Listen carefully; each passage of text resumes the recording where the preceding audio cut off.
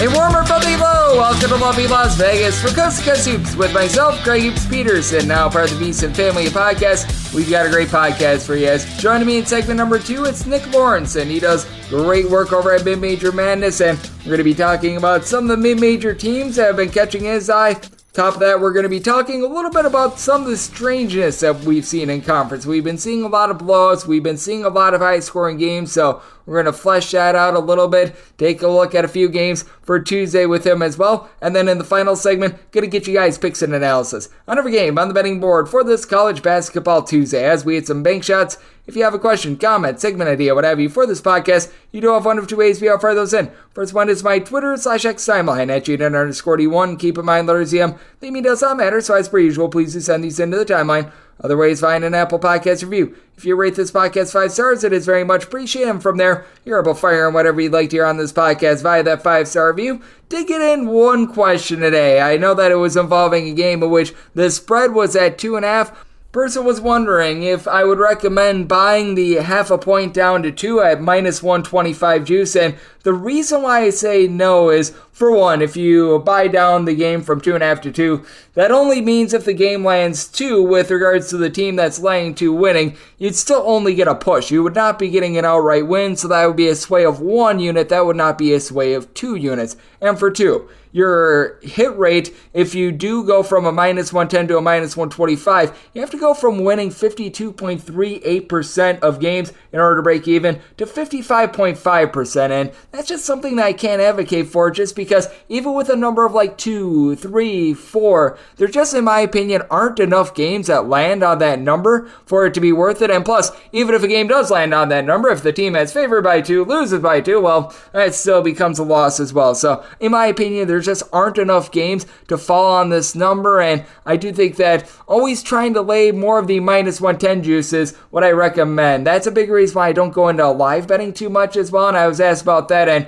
for one, if you are going to be looking to live bet, I think the biggest thing that I can recommend is be focused on one or a very, very small select amount of games. If you're trying on a college basketball Saturday where there's 150 games and there's like 30 games going on, you don't have your attention on 1 or 2 games, it's very, very difficult to do. You're not getting a full gauge as to what's going on. And for 2, when you do live bet, typically you're going to be laying more of a minus 115. In some shops, it's even become a little bit greater, which that's a bit rough to say the least, rather than a minus 110 as well. So you're going to be paying an added tax for that as well. So I do think that that's biggest recommendations for live betting, even though I do everything really prior to games, just because typically when games are going on, that's when I'm recording this fine podcast, and that's when I'm getting to work on the future today's handicap. So that is why I really don't dive into that a whole heck of a lot, but hopefully that was some helpful advice for you, and always do fire in those questions. I love answering them for you. Now let's take a look back at everything that we saw on Monday. Try to find some trends and try to get to know these teams a little bit better.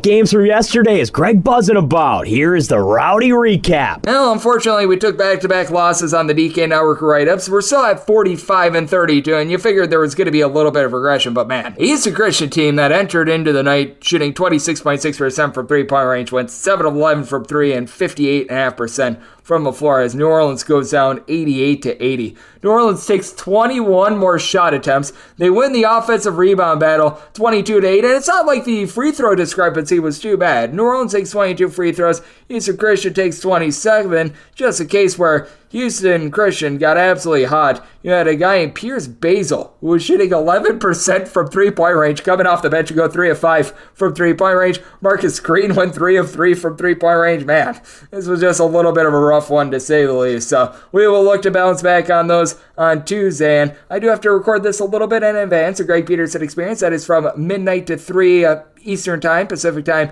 that'd be 9 to midnight, so I'm doing this more around 7:10, 7:15, and we're at the half between Kansas and Cincinnati. That has gained that side up currently 35-35. Kansas was able to go 4 of 10 from three-point range in the first half and won the turnover battle 10-7, but right now it's keeping Cincinnati afloat off the bench. Dan Skillings Jr., 14 points. Very, very good first half, so we shall see what happens in that game. We already know what happened in North Carolina, and for the Tar Heels, they took it to Wake Forest. 85-64 the final. Wake Forest just could not hit the broadside of a barn. 3 of 20 from three-point range. Jamari Monsanto went 2 of 7 from distance. That means the rest of the team went 1 of 13 from three-point range. North Carolina, by the way, now a top 30 team in the country, turns points allowed on a per possession basis, and R.J. Davis, 36 big points in this one. Armando Bacot only had 5 points and 7 rebounds, and North Carolina still dominated this game, so that was rather impressive. And though Bacot has not had quite the same numbers as he's had in past years, he's honestly been a little bit of a better player thus far this season as well. So it's been so interesting to take a look at him being a little bit more of an ancillary piece, him just doing a lot to be able to aid in winning in general. And a team out there in the Southland that has been able to make you a lot of money all year long is Texas A&M Corpus Christi, and they cover against McNeese as about 5.5 point home underdogs, as this was a final of 62-61. And for Corpus Christi, they were running and hiding with this game. They were up 18 points in the second half. They completely collapsed down the stretch, but for McNeese, they also cost themselves the cover because they went 13 of 23 at the free throw line. Texas A&M Corpus Christi goes 17 of 27 at the free throw line. It's a Corpus Christi team that, by the way, is now 11-4 against the spread, and now 11 unders and 4 overs. So this has been very much a defense-oriented team for McNeese. They win the turnover battle by a count of 15-12 to be able to lift themselves to victory, and DJ Turn It Up Richards was able to give the team 12 points. So McNeese, they survive, they advance, they stay undefeated out there in the Southland. And when it comes to the Southland, you've also got a team that has been not so great against the spread in Southeast Louisiana, who got it done 71-62 against Northwestern State, a Demons team that I figured they were going to regress a little bit after their main outburst that we saw a few nights ago. And for Southeast Louisiana, 24 of 29 at the free throw line, and being able to win the turnover battle was able to lift them to victory. You saw Colgate get a win, but no cover against Lehigh by a count of 60-57. Colgate, the consensus favorite out there in the Patriot League, to come away with that conference, but it's been a little bit strange for them this far this season. Lehigh is now 10-6 against the spread for Lehigh, 4 of 23 from three-point range. They were once again without their top scorer, Keith Higgins, but they've got Tom Parolin back in the fold. He was able to come off the bench for a double-double, and Colgate just not the same three-point shooting team that they've been in past years. They go 8 of 30 from three-point range, so a little bit of an issue there. Another game that's going on as I record this, Mississippi Valley State currently trailing 39-35 at the half. This one is about to go finals. Alcorn State, they are going to cash it over for you against Prairie View. Right now, they are up 16 points with about 4.5 minutes remaining. They should be able to get there against a Prairie View team that they have really been all over the place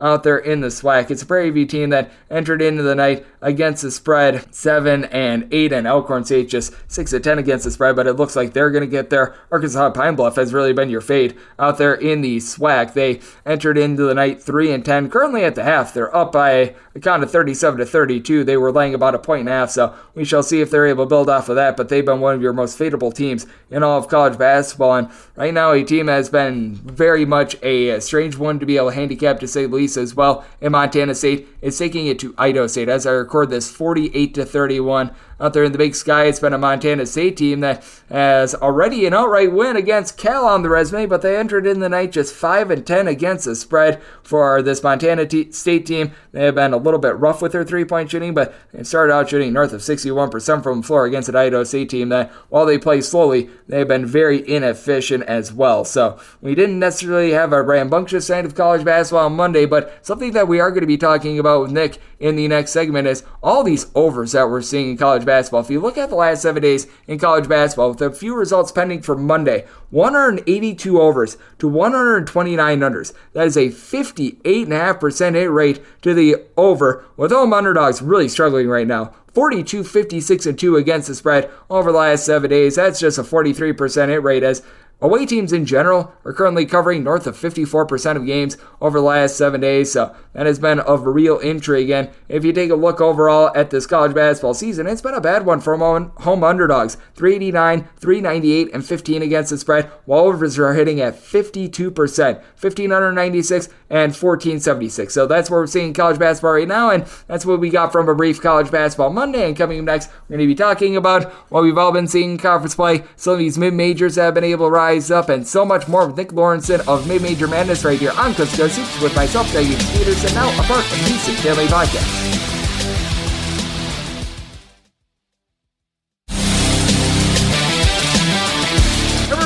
Lovely Las Vegas, because with myself, Greg Eaps Peterson, now part of the VSiN Family Podcast. Always great to be joined by this man, as Nick Lorensen. He does an absolutely tremendous job taking a look at this game that we all know and love of college basketball over there at Mid-Major Madness. I know that he is hard at work over at Queens NC trying to get this team to be able to ascend in the Atlantic Sun as they're making that transition to the Division I level. Nick, he does an absolutely tremendous job taking a look at a little bit of everything from the top teams all the way down to the low/mid majors. And you're able to follow him on Twitter/X at NLorensen Sports. Last name is spelled Lorensen all together. And Nick, great to have you aboard. Thank you. Greg, thank you. Always love hopping on here. It was an interesting week of hoops. First of all, for Queens, tough week in Jacksonville. But when we look at the mid-major landscape, Mountain West got wild again.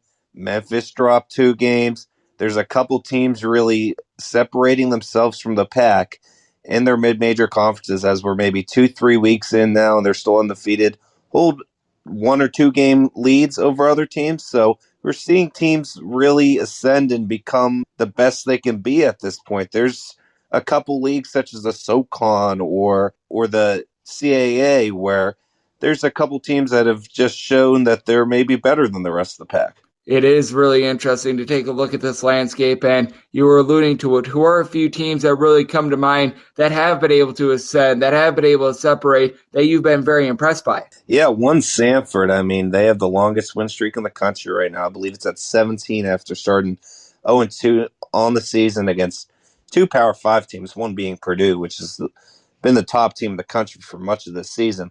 But that offense, we've been talking about it for a long time. Buckyball, he'll put up tons and tons of points. He's doing it against the top teams of the league. He did it against Western Carolina last week, a week and a half ago at this point. They played VMI. They should have dropped maybe 160 points in that game. I believe they only dropped about 120, 130, 140, but they had 70, 75 points at halftime. That's just a great offense. And they've really shown maybe this is the year that they can get over the hump, win the SoCon, because they've been either co-regular season champions or right behind and they fall out early in the SoCon tournament. They're showing that this team's for real. Another one really is Akron in the MAC. You know, Enrique Freeman's there. Ali's back after all the waiver stuff went through and all the 2-time transfers are now allowed to play. He's been an insane impact. I believe they've only lost 1 game since all that's went through with NCAA. They're looking pretty solid against this MAC competition. They went to Kent State and they beat them on Friday in a big rivalry game. A week or 2 before that, they beat their biggest threat, in my opinion, in the league, Bowling Green, by a couple points. Another one that really comes to mind is Drexel. I mentioned the CAA a little bit earlier. They're just so solid all around. And Amari Williams is a legit NBA prospect. I mean, he's a great defensive player. The last 2 years, he's won Defensive Player of the Year in the CAA. And now they have a 2-game lead over everyone else in the CAAs. Charleston went 0-2 last week. Wilmington already had 2 losses. They're 4-2 as well. There's a couple threats. You know, Drexel has a big game this week at Towson. If they drop that, it will become wide open again. But if Drexel beats Towson this week, I find it hard for the Dragons not to win the CAA this season. Yeah, with Drexel, it's been really interesting to look at them because their offense was completely dormant at the beginning part of the season. Now they've really been able to ascend with that regard, as Nick Lorensen, who does great work over at Mid-Major Madness, is joining me on Coast to Coast Hoops. And if I remember correctly, you guys over there at Queens partook in a multi-team event that did involve Drexel. And what do you see from them then as opposed to now? Because this has been one of those teams I feel like has had one of the biggest reversals all season long, in that they were very defense-oriented. They weren't really putting the ball in the bucket at the beginning part of the season. Now they've been able to go out for like 75-plus points in 4 of their last 5 games. It's really been remarkable. Yeah, it really has. I mean, their tempo is bottom 10 in the country. They're 352nd in the country. But going into CAA play, I remember watching that Hampton game on New Year's. They're just like, this team really can't eclipse more than 70 points. The only time they eclipsed more than 71 points in a non-conference game was against Winthrop, and that was 74. Or Bryant. They scored 86 against Bryant in the final game of non-conference play, but before that, the only time they scored more than 71 was 74 against Winthrop. And then you look at the first 7 games of conference play, 99 points against Hampton, 78 points against Wilmington, 77 against William and Mary, 89 against Elon, 78 against Monmouth, and 86 against a good Delaware team. It really was a defense-oriented team. They still have a really solid defense. They're 98th in the country, but that offense is really taking a rise. 115. Like I mentioned, Amari Williams, he is one of the best big men in mid-major basketball. You have players like Mate Okrus, who's been pretty big off the bench for them. Justin Moore's a go-to guy. He ranks 115th in the country in percentage of possessions. A lot of the possessions come between him and Amari Williams there. But you have those two. You have Okrus, who's taken a big step. Even Yame Butler, who's kind of come back into form after a maybe not so great season last year. His minutes, they thought that maybe he'd take a bigger role coming over from Fordham, but he's taken that bigger role. He didn't play last game against Monmouth, but I didn't think heading into CAA play Drexel was the team to beat. Now they're the team to beat. They have a chance this week to really distance themselves from everyone else if they're able to go into Baltimore and beat those Towson Tigers. We up with the Towson Tigers. They have really been able to rise up this season as well, as they've been playing some tremendous defense, and it was a little bit bumpy for them to begin the season, but they've been able to do a nice job here in the last few weeks. As joining me on the show, we do have Nick Lorensen, who does tremendous work over at Mid-Major Madness, joining me on Coast to Coast Hoops. And I know another conference that you've been taking a look at is the Atlantic 10, and with the Atlantic 10, we're going to be seeing a lot of these teams in action on Tuesday. I want to see how UMass looks, whether or not Matt Cross is going to be in the fold. That's something that we're going to need to identify as well. But what have you seen out of an A10 that there were a lot of teams that if they had a big A10 season, they might be able to ascend into that at-large conversation, but it almost feels like it's been a bit of a disaster for this conference and that everyone's just beating up on everyone else. Yeah, every year it feels like that with the A10, I still think, I know I mentioned a couple weeks ago that they should do better with scheduling a non-conference, but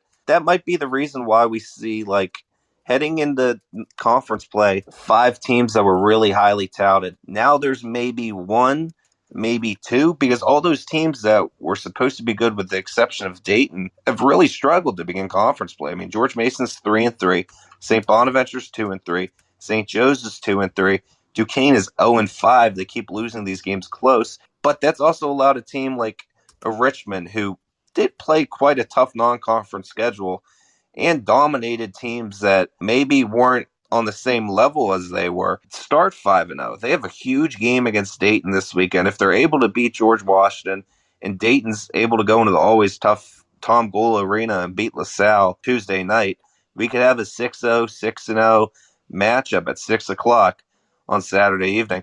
We also had Loyola Chicago, who had a really, really tough non-conference schedule. And I remember when they played FAU in the first game of the year, this team brings in a lot of great big men transfers. I think that they're going to be really good this year. And I'm happy that they're off to a 5-1 start. Last year I thought maybe it would be their year under Drew Valentine, his second year at Loyola Chicago, but he's really come into form his third year coaching this team. We've seen VCU come more into form, but it's just a league that cannibalizes itself.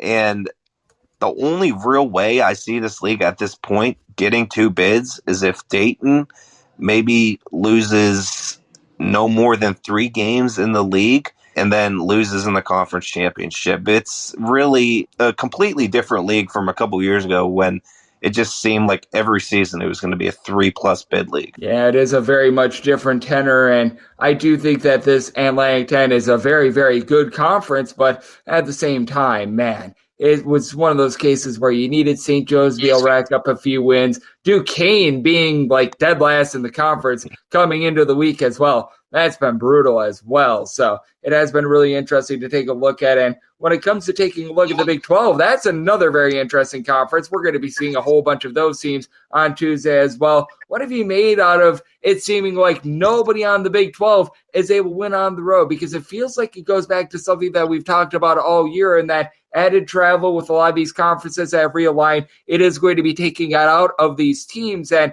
I think that the Big 12, we're seeing it in their conference really more so than any other conference in the country right now. Yeah, just wait until next year when we have the Big 10 and teams have to travel to Washington and Oregon. These Big 12 teams, it's obviously the toughest league in the country to begin with. There's so much talent, 1 through 14 in this league.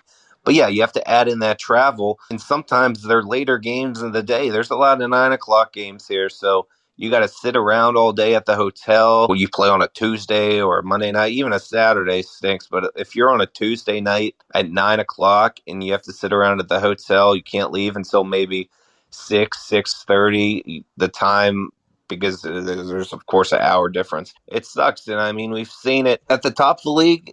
Maybe it wasn't exactly who we thought with Texas Tech and Kansas State. We know that Kansas State made the Elite Eight last year and they're well coached, but they struggled in non-conference for the most part. I mean, they squeezed out a lot of games against teams they shouldn't have been squeezing out games against. They have one of the worst adjusted offensive ratings in the league, but they're 4-1. They're 4-1. Houston had that 2-game losing streak. They look like the clear favorite. Them and Kansas really heading into the season, but they're both 3-2. This travel is just going to get more difficult and more difficult. And as time goes on, obviously, the mental strain of the travel and of the school year and of the college basketball season will just get to them. I feel like we're only seeing the beginning of the worst for some of these teams on the road. When it comes to hitting the road in the Big 12, man, it has been very, very difficult for all these teams, and we shall see if that continues on Tuesday. As joining me on the show, we've got Nick Lorensen. He does such tremendous work over at Mid-Major Madness, joining me on Coast to Coast Hoops, and I do want to get your thoughts on one of those games that we are going to be seeing on Tuesday, because in my opinion, the game of the night is BYU versus Houston, a Houston team that has been tremendous just all throughout the Kelvin Sampson era, locking down on defense. But now, I was talking about the travel. You have to go from Texas to Utah, and you have to face off against a BYU team that, though it hasn't been against the world's greatest competition, their metrics have been absolutely insane. What do you make out of a situation like this? Yeah, I mean, heading into conference play, obviously BYU is one of the surprises of the country, but I thought maybe they'd take a step down with the exception of games at home. They lost their first game at home to open the season. Now it's just completely wide open. You know, starting 0-2, I'm like, all right, maybe BYU isn't as good as everyone else thought. But then they won 2 straight. They beat a good Iowa State team. They went on the road. They beat UCF. And they battled Texas Tech for the most part on Saturday. Houston seems like they're getting back into form. BYU is obviously one of the most difficult places to play in the country. Jamal Shedd is able to play at his full strength. LJ Cryer, Damian Dunn, all those boys. I feel like there's a good chance they go into BYU and pick up a win. I mean, they just beat Texas Tech and UCF by a combined 38 points, and that defense suffocates you.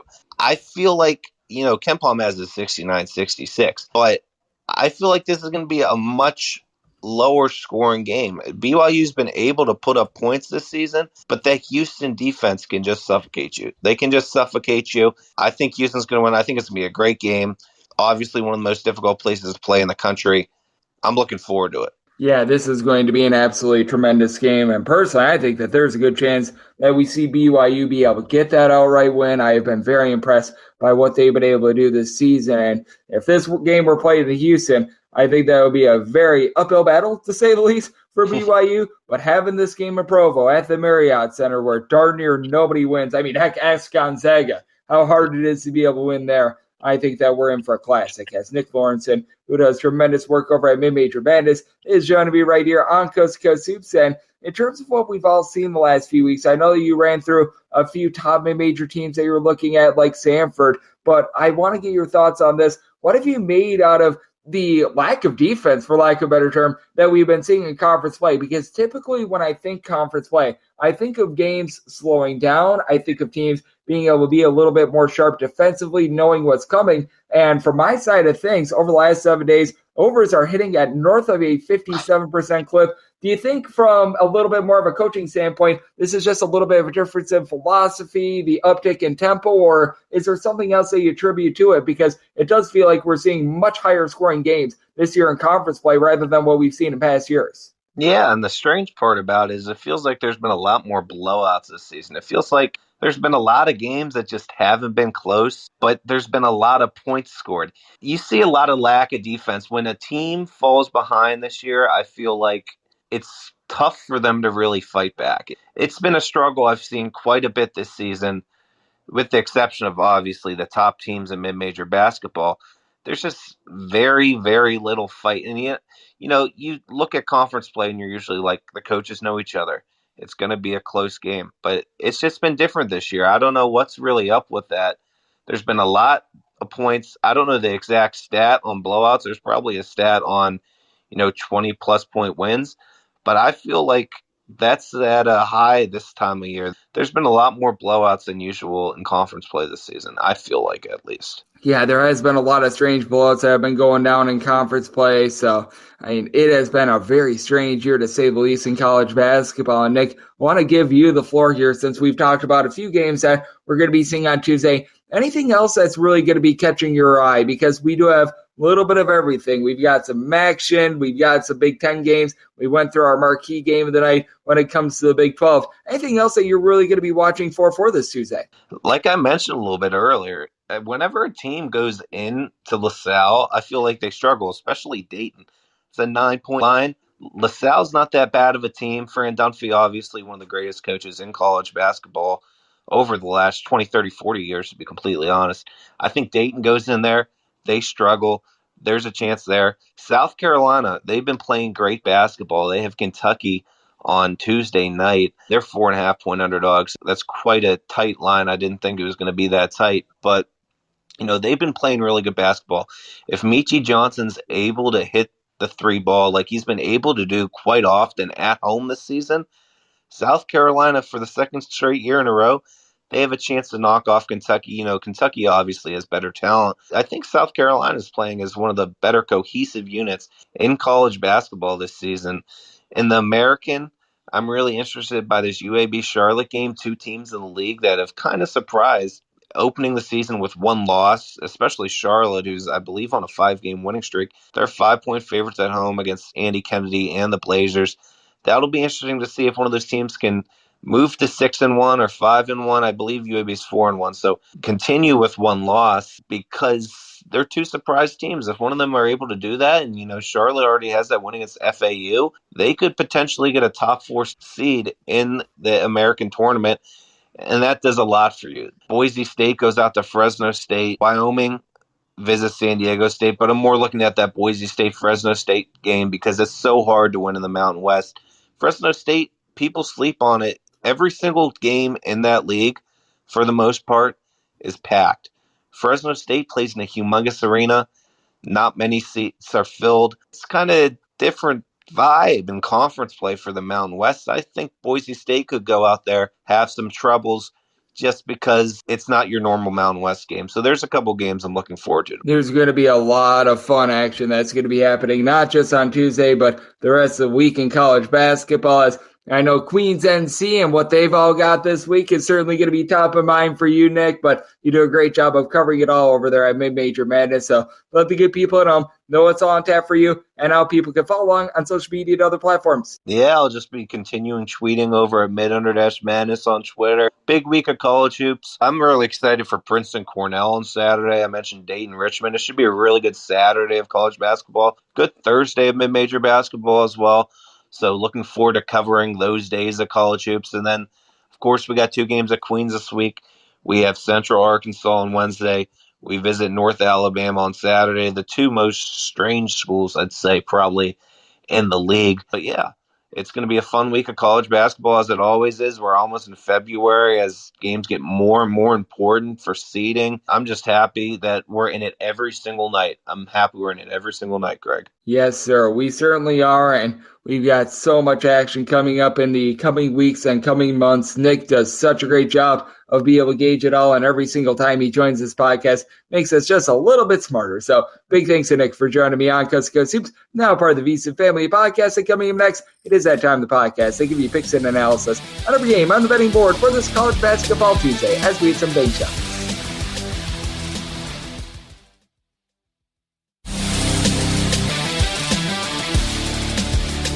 And we're back here, lovely Las Vegas, for Coast to Coast Hoops with myself, Greg Hoops Peterson, now part of the VSiN Family Podcast. It is always great to be joined by Nick Lorensen. He does absolutely tremendous work taking a look at this great game that we all know and love of college basketball over there at Mid-Major Madness.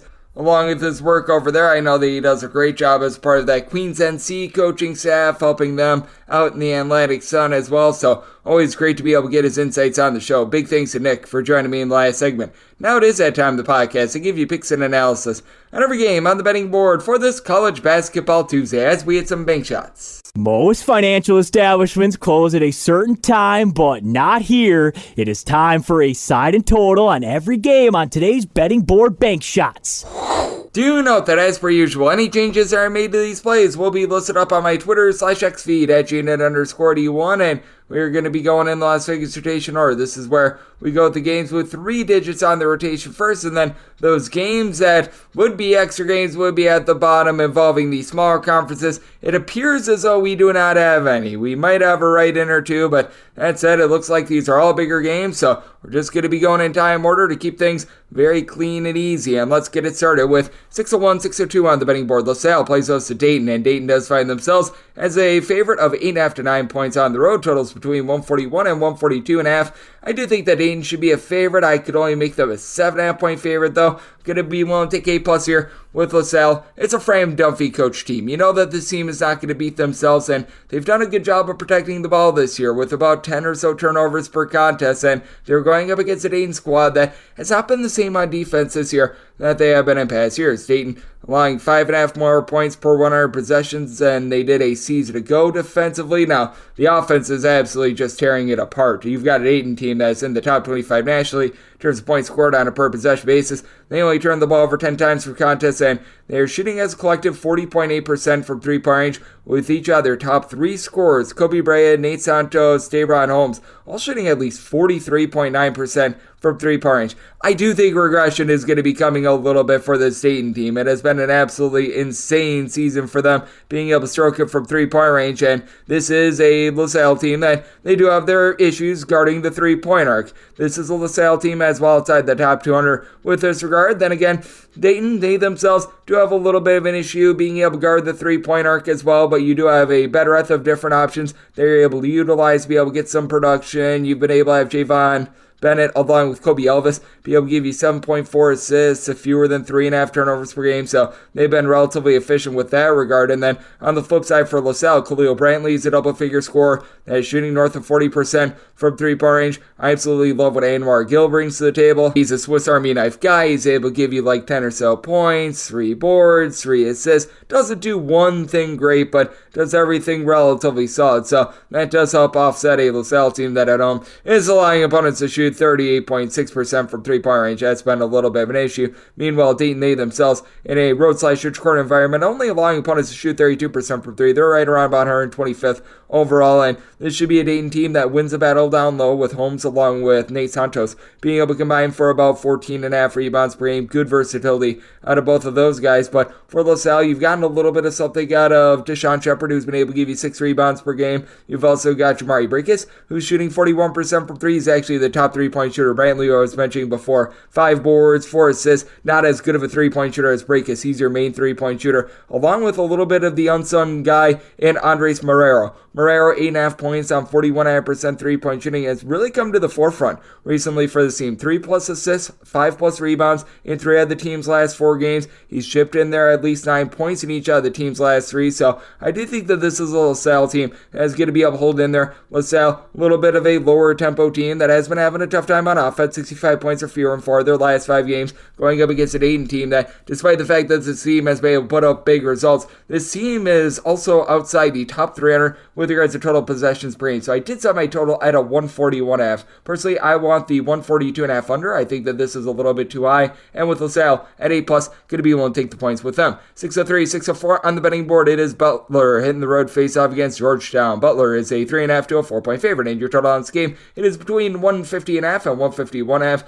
Set Butler is a 6-point favorite. I'm going to be willing to lay the number. Ed Cooley doing a solid job coaching up this Georgetown team, but it is a Georgetown team that is quite a bit up against it. And I will say, they do have a Supreme Cook by the name of Supreme Cook, who's been able to give you 11 points, 8 boards. I absolutely love what he's been able to bring to the table for the team. And for Georgetown, they are shooting about 35.5% from three-point range. Jaden Epps leading the way with north of 18 points per contest. Really has been a good go-to scorer for a Georgetown team that actually guards the arc halfway decent, a top 100 team with regards to opponent's three-point shooting percentage. Then again, Butler, they're a top 85 team with this regard, and this is a Butler squad that, even though they don't have that one guy down low that's going to give you 8+ rebounds per game, you do have Andre Screen along Jalen Thomas being able to combine for in that neighborhood about 13 or so rebounds per game for Butler as well. You've got 3 top flight scoring options in DJ Turn It Up Davis, Jamal Telford, along with Pierre Brooks. These 3 guys have been able to combine for the 3 of them right around about 42.5 points per contest, and then Pasha Alexander. 4 boards, 5 assists, 11 plus points. He's able to give you 2 steals per game. Really does a nice job of supporting all these pieces, and they get to go up against a Georgetown team that's really been lacking on the glass. About 137th in all of college basketball with regards to their rebound rate. Butler, I know they've been a little bit up and down, but at home, they've been a top 150 team with regards to their rebound rate. On the road, it's been a little bit less than terrific for this team, but got a Butler team that overall only turns the ball over about 10.5 times per contest, and I think that that's going to be a big difference maker in this game. This is a Georgetown team that they do turn the ball over 13 times per game. They're one of the lesser teams in a power conference at being able to generate turnovers, and they're going up against a Butler team that has been pretty darn consistent in terms of their offense. This Butler team has gotten to at least 69 points in every one of their games since the beginning of the month of December. Meanwhile, you've got a Georgetown team that, well, they have given up at least 74 points in 4 of their last 5 games. Meanwhile, they've been held to 70 points or fewer in 4 of their last 5 as well. So it has been a little bit of a lackluster effort. I do think that Butler goes on the road. They take it to a Georgetown team that is clearly improving, but at the same time, it does feel like they're a little bit of a half step away, and with Jay Heath having a bit of regression, only scoring 9 points per contest, not able to give Epps that just added production, I think it's going to be a little bit too much in this spot. I did set Butler as a 6-point favorite, going to be one to lay the number, and this time I told out a 146 with the way that Georgetown has really been lacking in terms of their offense, and despite the fact that Butler has been consistent with their offense, not really been popping out for a lot of like 75 pluses. So looking at the under, and I'm going to be one to lay it with Butler, 605, 606 on the betting board. Akron plays those to Ohio. Ohio does find themselves as a 7 to 7.5 point underdog. Total on this game is 144.5. Set Akron as an 8.5 point favorite. I'm going to be one to lay this number with Akron. They're back to playing relatively slowly. They're outside the top 250 in terms of total possessions per game, but Ali is such a difference maker. The guy standing 6'8". He's able to pop it from 3-point range. He's been able to chip in there nearly 2.5 assists per contest. Now, I will say his 3-point shooting percentage was very rough to start out with, just coming back from being ineligible to begin the season because of these 2-time waivers, what have you, but goes out for 23 points in the last game against Kent State, and he really has been a difference maker for this offense since things have been able to get back in line, and since he's been able to return to the roster for this Akron team. They've scored 73 plus points in 9 out of the 10 games that Ali has been out there on the floor, and the defense has still been relatively solid as well in regulation, because the game that they played against Gardner-Webb went to overtime, so you throw that out of the 9 games that ended in regulation. They have given up 71 points or fewer in all but 2 of them as well. Going up against an Ohio team that they do have a pair of guards I like in the backcourt. Sharif Mitchell along Jalen Hunter are combining for about 27 points per contest, but both of these guys shoot below 30% from 3. Now, what Ohio does very well, they don't turn the ball over. They only turn the ball over about 9.8 times per contest. It is an Ohio team that they do an okay job of guarding the arc. They're about 187th in all of college basketball with regards to opponent's 3-point shooting percentage, but they're just not going to be able to hold up on the glass. For Ohio, you've got Elmore James giving you 6 rebounds per game. He's the only guy that gives you north of 4.2 boards per contest. Meanwhile, you've got an Akron team that is in the top 125 with regards to rebound rate due to Enrique Freeman. 18.5 points. His 12.9 rebounds per game leads all of college basketball, 1.7 blocks, and he shoots in the mid-30s from 3-point range. That is just completely unguardable for an Ohio team that has been a little bit better with regards to their defense, but they just have not been able to get what they were hoping for out of someone like Gabe Wittznitzer, who's 6'11", began his career at Louisville, just hasn't given you a lot of rebounding. Now, I will say for Akron, nobody outside of Enrique Freeman really gives you north of 4 rebounds per game, but guys like Sammy Hunter have been able to do a solid job of being able to chip in. You've been able to get right around about 3 assists per contest out of Caleb Thornton as well. So these guys are all doing their part, and they get to go up against an Ohio team that has been a little bit better with their defense recently, but still 193rd in all of college basketball in terms of points allowed on a per possession basis. I do think that Akron continues to be a constant on offense. I did set my total at a 148.5. I think that you could get some late game following yards. I did set my line at an 8.5. Team down 8. If they're down 8 with a minute remaining, they're going to foul. So looking at the over, and with Akron willing to lay up to 8 with them. 607, 608 on the betting board. Central Florida plays those to West Virginia. West Virginia, an underdog of 8 points. Their totals between 138.5 and 139.5. Said Central Florida is a 10-point favorite. I'm going to be willing to lay the number. Central Florida, a top 10 team in all of college basketball in terms of points allowed on a per possession basis. Going up against a West Virginia team that you have to fear that they're going to be feeling a little bit fat and happy after getting that nice win over Kansas. And this is a West Virginia team that they are certainly a different team when they are in a road/neutral court environment rather than when they're at home. West Virginia overall for the year, 220th in all of college basketball in terms of points allowed on a per possession basis. That is very much less than savory, and they are still without Jesse Edwards. Things are starting to come together with guys like Kirk Creasy along with Raekwon Battle being able to help out the offense. And for Raekwon Battle, he has been a battling for West Virginia. He's been able to log a little bit north of 19 points per contest, 5 boards, but he only shoots about 28.5% from 3. And all in all, it is a West Virginia team that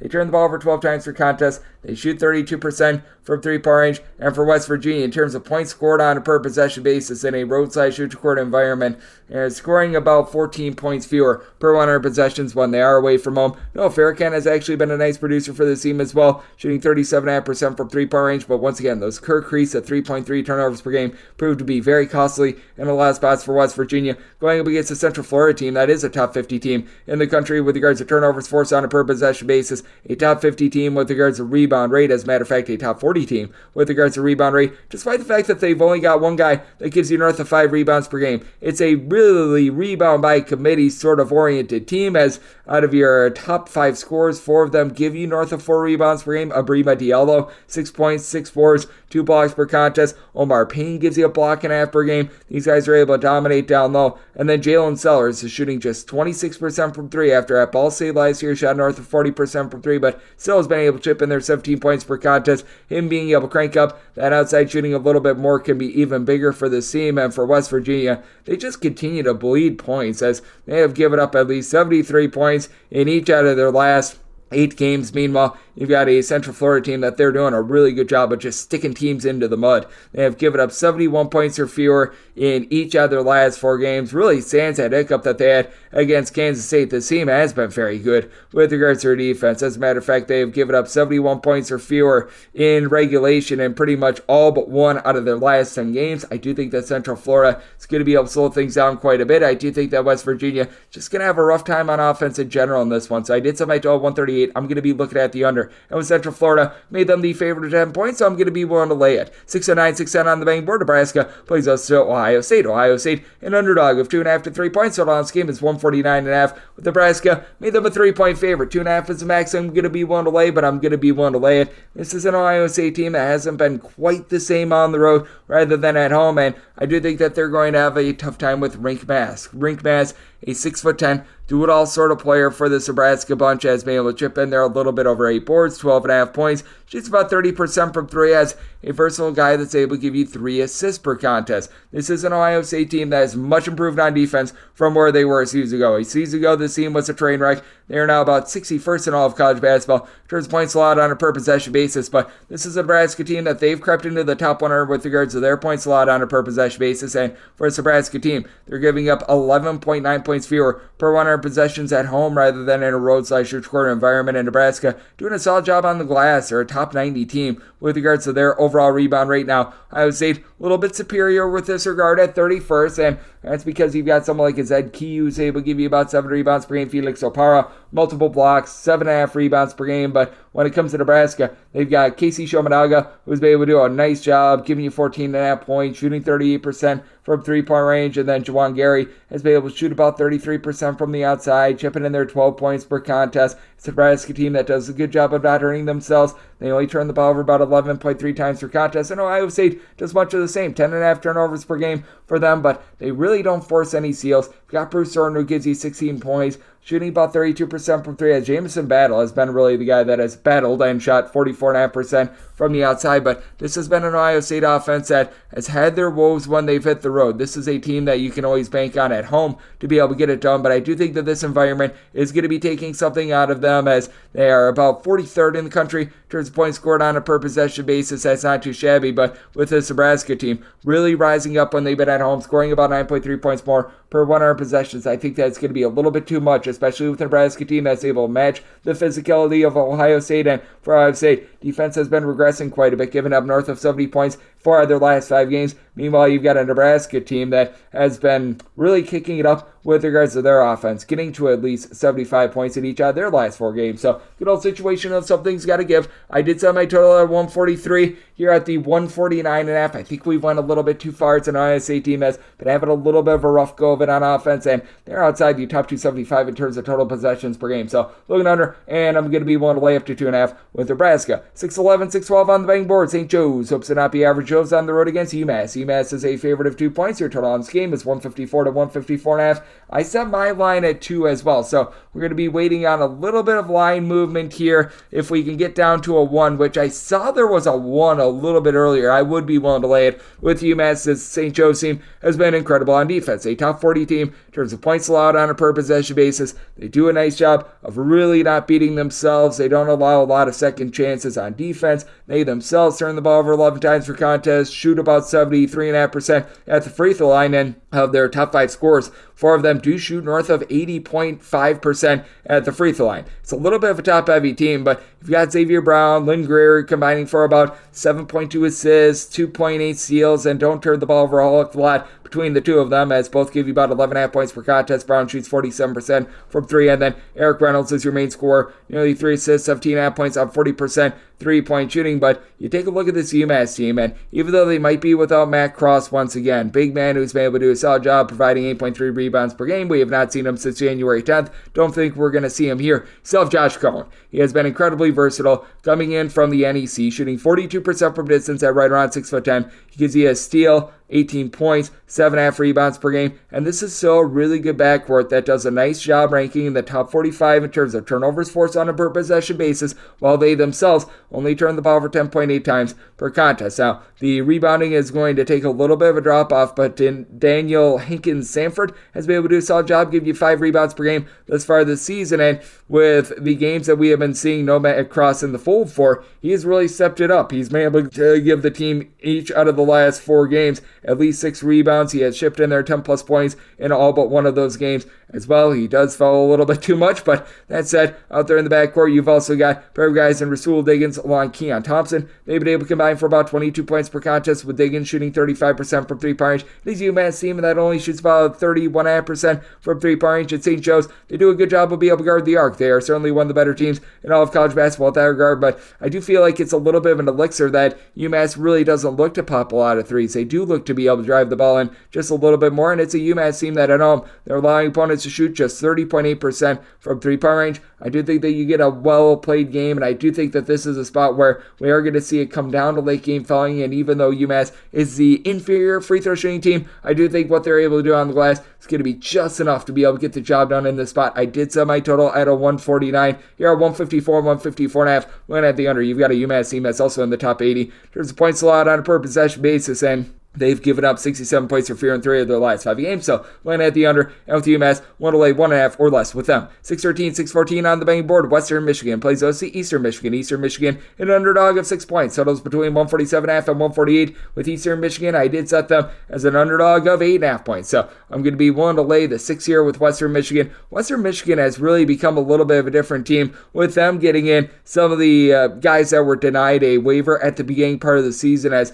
now they've got a lot more size down low to operate, and just flat out have been getting really good production on the 2-time transfer Javonte Brown. He at 7 feet tall, is able to give you 13 points, a block and a half, 5.5 rebounds per game. He impacts all aspects of the game, and that really takes the load off of top scorer Seth Hubbard out there in the backcourt. He's shooting 35% from 3, 15.5 points per contest. Team has really been able to excel when he has been able to as well, and this is a Western Michigan team that prior to the arrival of Brown, this team was really lacking on offense, but all of a sudden this team has been able to hit Mach Turbo with regards to that offense, as in their last 8 games they have gotten to at least 75 points in all but one of them, going up against an Eastern Michigan team that is outside the top 300 in terms of total possessions per game, and they have legitimately one scorer, Ty Acuff, who's been able to give you 22 points, shoots about 30% from 3-point range. Nobody else on the roster gives you north of 10 points per contest. As a matter of fact, you've only got one other player on the roster, that would be Julius Ellerby, who gives you north of 4.2 rebounds per game. 5 points, 5 boards, 2 assists out of them for an Eastern Michigan team that,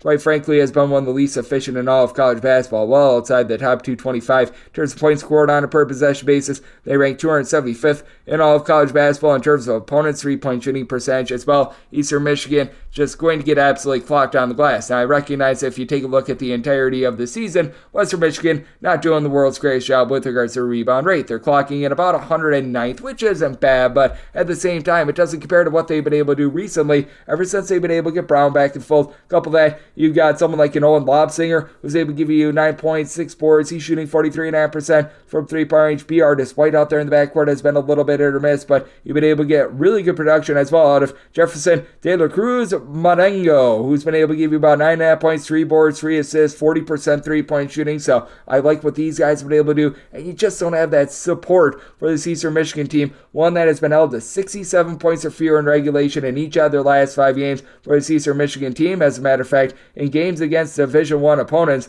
they've been held to 72 points or fewer in every one of their games since the beginning of the month of December. So I do think that Western Michigan good to be able to hold up here, though I do think that Western Michigan continues their good offense. So I did set my total 146.5 here at the 147.5. Just don't think that Eastern Michigan does their part. Looking at the under, and I'm willing to lay up to 8 with the Broncos of Western Michigan. 6:15, 6:16 on the betting board. Loyola Chicago is road face-off against VCU. VCU does find themselves as a favorite of 4.5 points, and total on this game is 137.5, and with VCU, I did set them as a favorite of 5.5 points. So here at the 4.5 to 5, I'm going to be willing to lay it. It's a Loyola Chicago team that's been able to do a pretty solid job defensively. They're a top 45 team nationally in terms of points allowed on a per possession basis, and Loyola actually has a really good rebound rate, but I do feel like sometimes numbers can be fool's gold, and it really does feel that way when it comes to Loyola Chicago. You don't have a single guy in this roster that gives you north of 5 rebounds per game, and it's just a very strange Loyola Chicago team in that they're one of the worst teams in all of college basketball, always have been, at being able to give themselves second chances on the boards, but they never give you any second chances either, so it's pretty much a make it and take it sort of game, and with VCU, I do think that Toby Lowell is going to be able to win things down low. He's been able to give the team 8 points, 6 boards, has really been able to come into his own as a bit of a big man. Had 10 rebounds in their game against LaSalle about a week or so ago, going up against the Loyola Chicago team that does have their issues taking care of the ball as well. This Loyola Chicago team, 13.3 turnovers per game. In terms of turnovers on a per possession basis, they're a bottom 75 team in all of college basketball. Now, Loyola Chicago has been able to do a very solid job of being able to lock things down with regards to the second chances, but they're going to give you a lot of open three-point looks, especially when they're on the road, allowing opponents to shoot 37.5% from three-point range in a road/neutral environment. They're 281st overall, and this is a VCU team that they themselves have been able to do a tremendous job of being able to lock down from three. They are in the top 30 in all of college basketball in that regard, allowing opponents to shoot 30.1%, and that's a lot of the lifeblood for Loyola Chicago. Loyola Chicago, out of their top 5 scorers, 4 of them shoot at least 40% from three-point range. As a collective, they shoot 35.5% from the outside. Lone exception is actually their top scorer in Philip Allison, 14 points, 3 boards per contest, but you got a lot of guys like Dame Edelkuhn, Desmond Watson, Jaden Dawson,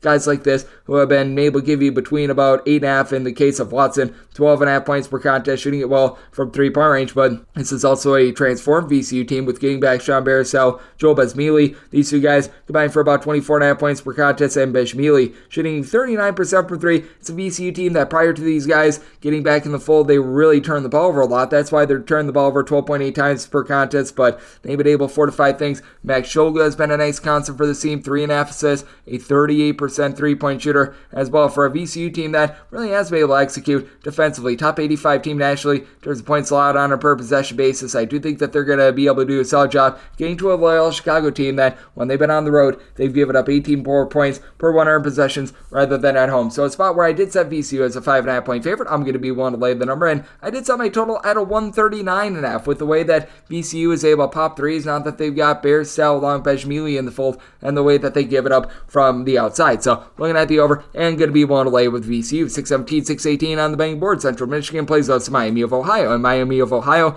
is an underdog of 1.5. Total on this game is 142. And with Central Michigan, I did set them as a favorite of 2.5 points. I'm going to be willing to lay up to a deuce with them. Central Michigan squad that certainly has been lacking with regards to their defense. They are well outside the top 225 in terms of points allowed on a per possession basis. And for Central Michigan, they do need to shape up with regards to turnovers, but I've absolutely loved what I've seen out of Anthony Pritchard. Anthony Pritchard, 14 points, 5 boards, 4.5 assists, not a great three-point shooter, but the team has been able to ascend a little bit with that regard, with Derek Butler being able to step up. Butler, the junior college transfer, has been able to shoot 46% from three-point range, 8+ points in 4 of the team's last 5 games. He's really given a Central Michigan team has been one of the lesser offensive teams in all of college basketball a nice breath of life, and they do go up against the Miami of Ohio team that they've been relatively okay with their offense. Miami of Ohio, they actually score more points per possession when they're in a roadside-shoot-to-court environment rather than at home. They're a top 125 team with that regard, and shooting a little bit north of 39% from three-point range when they're away from home. The problem that you do have with Miami of Ohio is that this team is just getting absolutely lambasted on the glass. Miami of Ohio has a rebound rate that is outside of the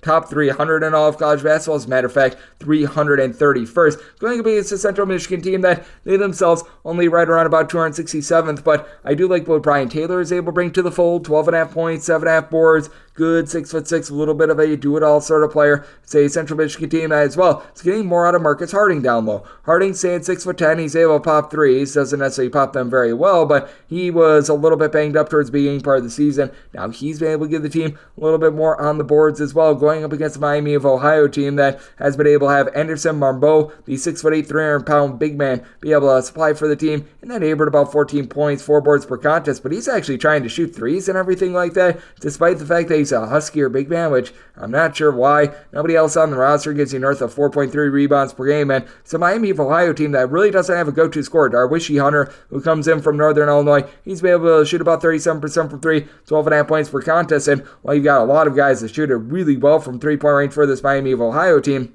are just lacking a little bit of an identity, and that has caused them to have some issues just overall, both on offense and on defense. They've given up 78+ points each of their last 2 games. Now, credit to Miami of Ohio, winners of 3 out of their last 4 games, but Central Michigan, winners of 4 out of their last 5 games, with their defense really being able to step up. 65 points of fear allowed in 4 of their last 5 games. That includes playing against Ohio, Kent State, Toledo, and Ball State in this time span. So, like what I'm seeing out of the Central Michigan team, I do think that they're going to hold down a Miami of Ohio team has been able to shoot it quite well from three-point range, but I do think that Central Michigan's perimeter defense is going to do just enough in this spot. Central Michigan is allowing opponents to shoot just 30.8% from three-point range at home. I think that that is going to be enough for them to be able to get it done. I did set Central Michigan as a favorite of 2.5 points, so I'm going to be willing to lay the 1.5, and with regards to the total, I set mine at a 140.5, so looking under and looking at Central Michigan. 619, 620 on the betting board. St. Bonaventure, it's a road face-off against Duquesne, and Duquesne is a favorite of 3 points, seeing a lot of 3.5 out there as well. Total on this game is 142 to 142.5. I think the wrong team is favored. I set St. Bonaventure as the 3.5 point favorite. I'm looking at them outright on the money line. Can we just admit that Duquesne was a little bit overrated coming into the season? Like this Duquesne team, I don't know what they do well.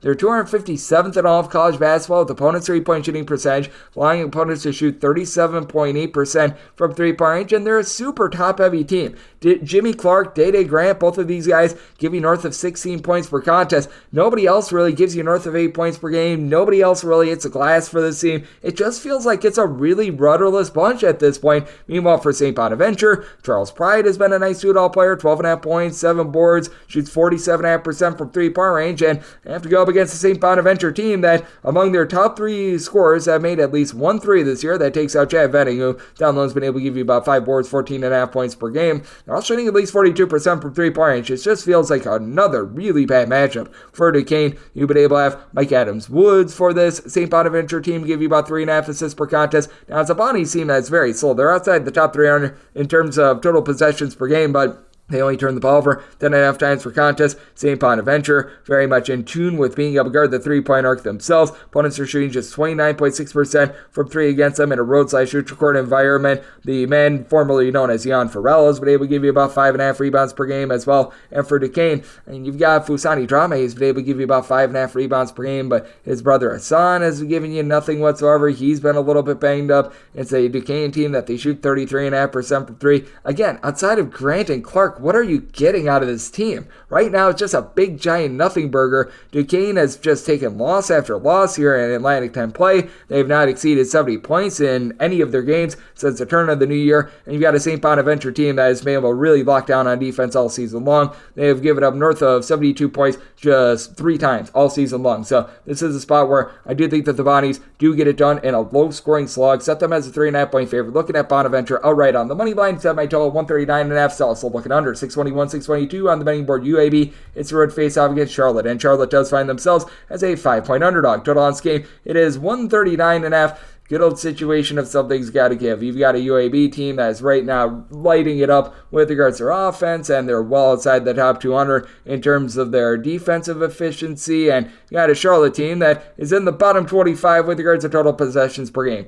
I did set my total 142.5. I'm looking at the over because I do think that this is going to be a game that's close enough for late game filling. Both bookmakers and myself are telling you that. I set Charlotte as a 4.5-point favorite. They've got them at 5. The team is down 5 with a minute remaining. They're probably going to be doing some fouling. So I think that that's going to help out. You've got a Charlotte team that's quite efficient, 9.7 turnovers per game. You've got a pair of guys, Loyola Patterson along with Igor Milicic. They've been able to combine for about 26.5 points per contest. Milicic, 8 boards. He's able to shoot 37% from three-point range, but they now have to match up with a UAB team that is in the top 40 nationally in terms of percentage of missed shots that they pull in as an offensive rebound. Now, where UAB is really bad with regards to their defense, guarding the three-point arc, 260th in the country with regards to opponent's three-point shooting percentage, but that does fall to about 34.5% when they're in a road/neutral environment. They've actually been halfway decent when they've been away from home with that regard. Now, it's a Charlotte team that they really lock you down from three. Opponents are shooting just 28.8% from three-point range against them, but it's not like this has been a UAB team that's been really looking to let it fly from three-point range. Your top scorer in Eric Gaines only shoots about 20% from distance, 12.5 points, 4.8 assists, 2.4 steals per contest. UAB as a whole is only shooting about 30.2% from three-point range. You've been able to get a lot down low, though, out of a pair of guys in Yaxel Lenborg along with Javion Davis. They've been able to combine for about 16 rebounds per game. They both give between about 10.5 to 11.5 points per contest, and that's the thing with this UAB team. You don't necessarily have that superstar this season, but you've got 5 different guys that will be able to give you at least 10 points per contest. It's a Charlotte team that I do think that they're going to be able to slow things down, but I think that they're going to be able to hit quite a few shots against a UAB team that has been a little bit better with their defense. 71 points of fear surrendered in 3 of their last 4 games, but it's also a UAB team that's starting to hit mock turbo with regards to their offense. This UAB team has been able to get to at least 73 points in all but 2 of their games since the beginning of the month of December. You've got a Charlotte team that they themselves have been able to do a little bit of a better job on offense, 70 plus points in 3 of their last 5 games. I do think that this is going to be a little bit of a nip and tuck game. I think UAB does a solid job on the glass to hold in there against a Charlotte team that will cut them off from the three-point line, but UAB finds a way to knife the ball inside and to be able to hang in this game. So I set my line at 4.5. Here at the 5, going to be taking a look at the points with UAB and made my total 142.5. So also looking over 623, 624 on the betting board. Kent State, it's a road face-off against Bowling Green. Bowling Green is an underdog of 1.5 to 2 points. Total on this game is 152, and with Bowling Green, I did set them as a favorite of 4 points. I'm going to be willing to lay the 1.5 to 2. It's a Kent State team that's just not the same defense that they were a season ago. Last year, this was a top 30 team nationally in terms of points allowed on a per possession basis, and they're anything but that this season. They have seen a bit of a drop-off with regards to the way that they are able to generate turnovers. I do like what Chris Payton is doing for this team. He's been able to supply the team with 14 points, 8 boards, comes in for Pittsburgh, and now he's been able to shoot from three-point range in that neighborhood of about 33.5%. So got a lot of versatility there. And overall, this is a team that from three-point range, they've been able to pop it at a clip of about 36.5%. It's a Kent State team that as well, after they played very fast to begin the season, they're starting to slow down just a little bit. This team was really playing a little bit too fast for their own good. If you take a look at what has happened ever since Mac played, this team has just not been able to put in there the same amount of offensive production as they have scored 71 points of fear in regulation in 3 of their last 5 games, going up against a Bowling Green team that under Todd Simon, they're actually looking to push the tempo. Todd Simon, when he was ever at Southern Utah, always was a very up-tempo and fast coach, and this team has gotten to at least 78 points in each of their last 4 games, and if you want to date it back a little bit further, this team has been able to score at least 75 points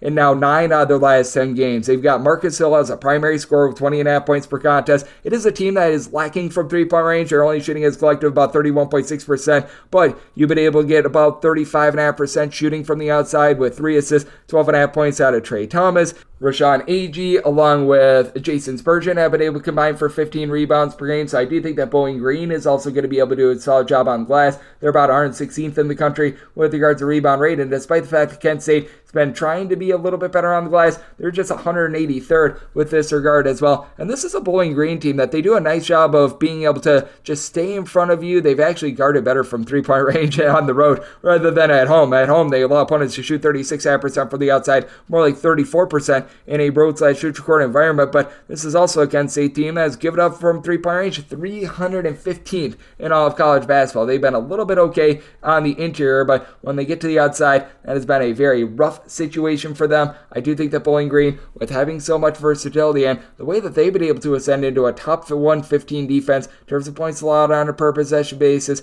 having that whole is greater than some of its parts approach aside from Marcus Hill, I think is very big. And it's a Kent State team that just been turning the ball over too much without Giovanni Santiago having to take over for Sincere Carey. North of 12.5 turnovers per game for Kent State has been very costly for them. They have now given up at least 76 points in each of their last 4 games, so an interesting ordeal here. I did set my total at a 148. I do think that Bowling Green going to be able to rack up the points and be able to get the cover in this spot, so looking at Bowling Green laying the number, and here at a 152, I think we've gone a little bit too far with the way that Bowling Green has been able to play defense themselves. So looking at the under, and I'm going to be willing to lay it with the Falcons. 625, 626 on the betting board. Minnesota is going to be playing against Wisconsin. Wisconsin, a 4.5 to a 5-point favorite, and your total between 141.5 and 142. Set Wisconsin as a 3.5-point favorite. I'm going to be willing to take the points with Minnesota. Minnesota has just played differently at home rather than in a road/shoot-your-court environment, and you do have to have that feeling that Minnesota, after failing to cover 2 out of their last 3 games, maybe the air is going out of the balloon just a little bit on them, and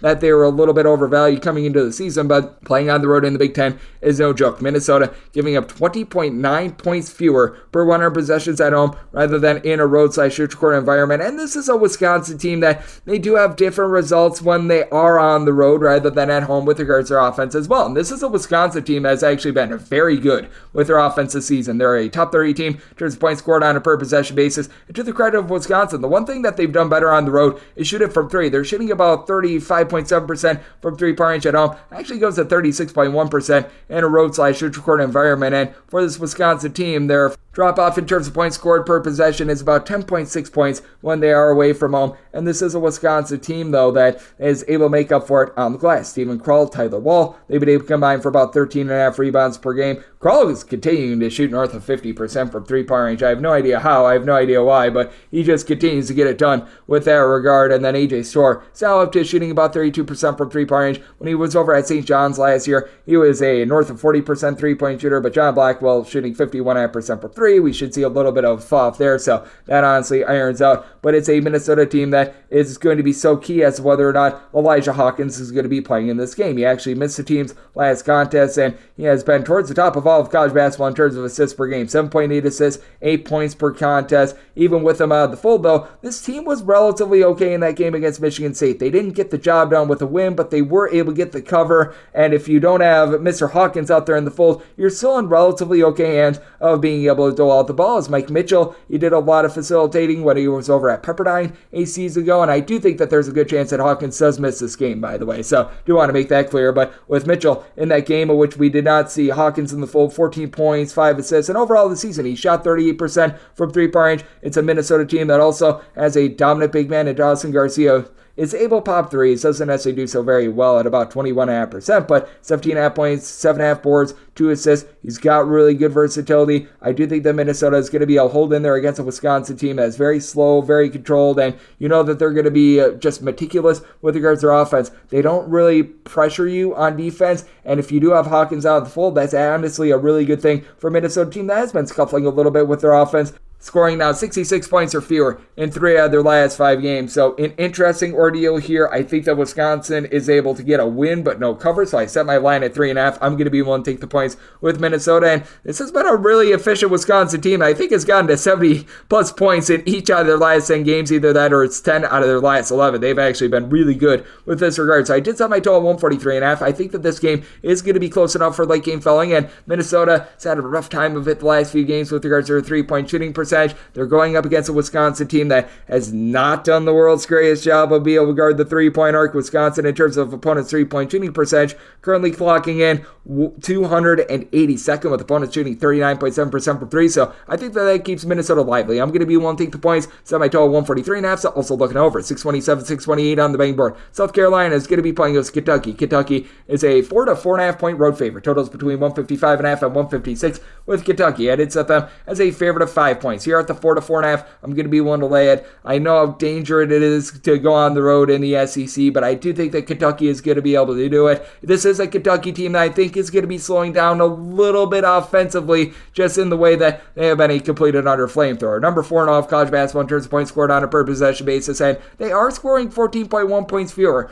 per 100 possessions when they're in a road/shoot-record environment rather than at home. And for Kentucky, they shoot 42.4% from three-point range at home, more like 35.9% in a road/shoot-record environment. So you do have a little bit of a split there, going up against the South Carolina team that has done a very solid job of being able to guard the three-point arc. They're about 150th in the country, allowing opponents to shoot 33% from three-point range. And this is a South Carolina team that is very much a poor man's Kentucky, I honestly think is a good way of putting it. For South Carolina, they certainly don't have someone like an Aaron Bradshaw, 7'1", that's able to pop threes, but you do have someone like BJ Mack. He does stand right around about 6'8". He's given the team 5 boards, 32% three-point shooting, 14 points per contest. South Carolina plays very slowly. They play very under control. They only turn the ball over 10.5 times per contest, with Taylon Cooper giving you 4.3 assists, 1.1 steals per contest, shooting 41.5% from three-point range. They've got their go-to scorer in Mikichi Johnson, but you've got guys like Miles Sute and company that all make some very good contributions. Meanwhile, you've got a Kentucky team in which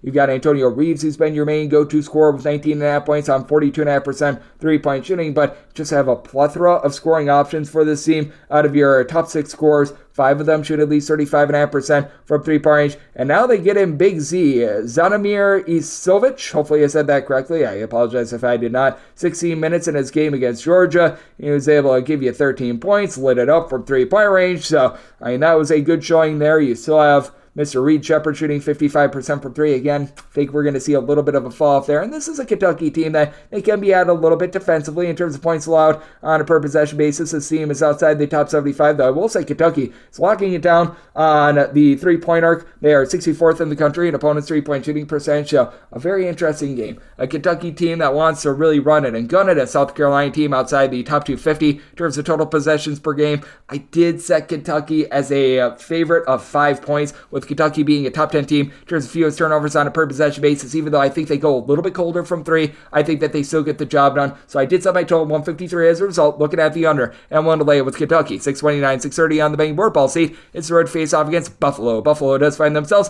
as a home underdog of 2 points. Totals between 143 and 144. I did set Buffalo as an underdog of 3.5 points. I'm going to be willing to lay it with Ball State. Ball State certainly leaving a lot to be desired in terms of their defense, in terms of points allowed on a per possession basis. This is a Ball State team that's about 280th in all of college basketball. Meanwhile, you've got a Buffalo team that's 327th, and Buffalo is actually worse defensively at home rather than in a road/shoot-record environment. This is a bottom 15 team in terms of points allowed on a per possession basis when they're at home. And for Buffalo, they just can't hold on to the ball. They're a bottom 10 team in the country in terms of turnovers on a per possession basis. I love what Anquan Bolden Jr. has been able to do, and his father is a guy that I'm very fond of as well, but he's been able to give you a little bit of three-point shooting, right around about 7 to 8 points per contest. He's been okay in a backcourt that really does need a little bit of a hero, and if there is one thing that Buffalo's doing an okay job of, they're about 206th in the country with regards to opponents' three-point shooting percentage. Ball State, more in that neighborhood, about 304th. Opponents are shooting 37.7% from three-point range against them in a road/shoot-record environment, but I do think that Ball State is certainly much more built to be able to take advantage of this bad defense, just because with this Ball State team, at the very least, you've got quite a few guys in the backcourt that will, for one, take care of the ball, and two, be able to put it in there. You've got Bashir Jihad, who's been able to give you 17 points, 7.5 boards on 36.5% three-point shooting,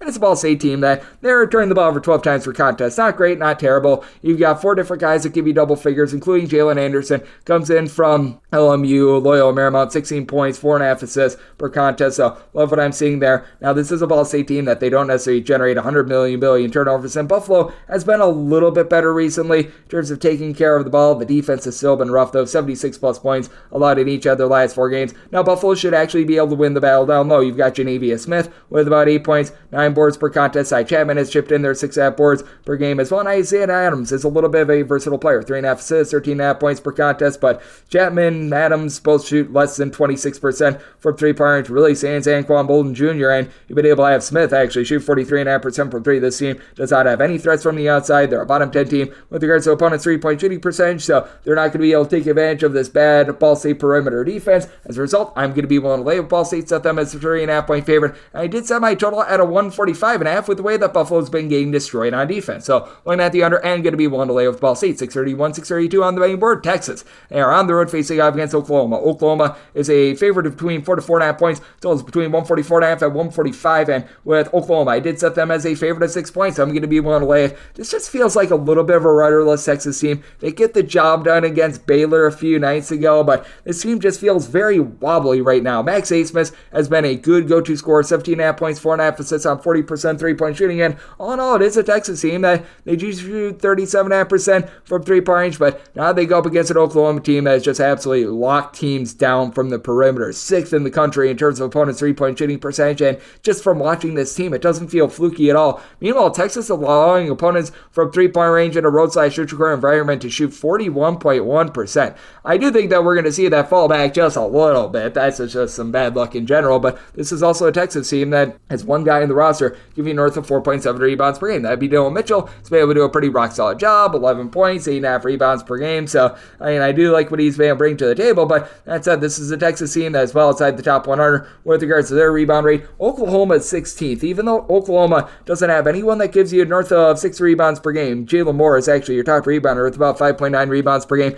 They do a nice job of being a rebound by committee, as you got someone like a Rivaldo Suarez who's able to give you about 6.5 points, 5 boards per contest. Milo Suzan is just a do-it-all player, 8.5 points, 4.5 assists. Was hoping to see a little bit more out of him this year, but that's been replaced by Javion McCollum along with Otega Owe, being able to combine for 29 points. McCollum gives you about 4 assists, and Owe is currently shooting 59% from 3. That is going to regress just a little bit, but this Oklahoma team has really been able to get a nice boost at home. If you take a look at them in terms of their home and road splits, this has been one of the teams with one of the most demonstrative ones in all of college basketball. Oklahoma, in terms of points allowed on a per possession basis, giving up about 18.3 points fewer per 100 possessions when they are at home. I think that Oklahoma gets the job done in this rivalry matchup. I'm going to be willing to lay up to 5.5 with Oklahoma, made them a 6-point favorite, and with this total, I did set it at a 144. Texas has been relatively solid with their 3-point shooting, but Oklahoma absolutely locks you down defensively, and this is an Oklahoma team that they've been able to do a really good job when they've been at home of just being able to take it 2 teams. Meanwhile, this is a Texas team that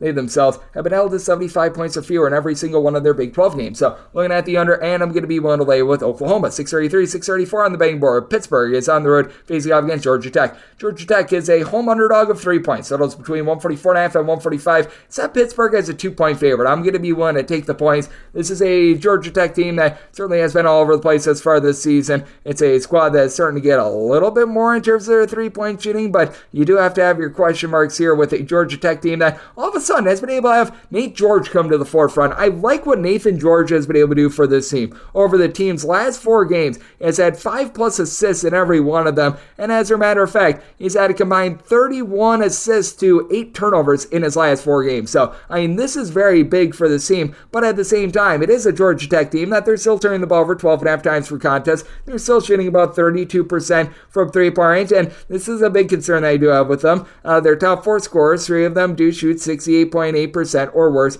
at the free throw line. That said, Pittsburgh's numbers are very much built on sand, in my opinion. They get that big win against Duke. You got to wonder about a fat and happy spot for them. It's a Pittsburgh team that is in the top 40 in terms of points allowed on a per possession basis, but if you look at them against the likes of Jacksonville, North Carolina A&T, just pounded them into oblivion, and then against better offenses. Even that game against Duke, it's not like the defense was tremendous. It very much does vary. Now, Carlton Carrington, he's going to be the most versatile player out there on the floor. 13 points, 5 boards, 4.5 assists. Love what he's been able to bring to the table for the team. And then you've got Blake Hinson, who's been able to give you 18.5 points, stands on tables while shooting 42% from 3-point range. I absolutely love to see it for a Pittsburgh team has been more efficient. They are only turning the ball over about 10 times per contest, but this is also a Pittsburgh team has not quite the same when they're on the road. The one thing that has been the concept for them, being able to guard the three-pointer. They're a top 30 team in all of college basketball with that regard. Once again, though, you've got a Georgia Tech team that really doesn't focus on that. Georgia Tech, top 45 team in the country with regards to a percentage of misses that resulted in an offensive rebound with Bate and Ndongo leading that 12 points, 9.5 boards, and he's been able to pop some threes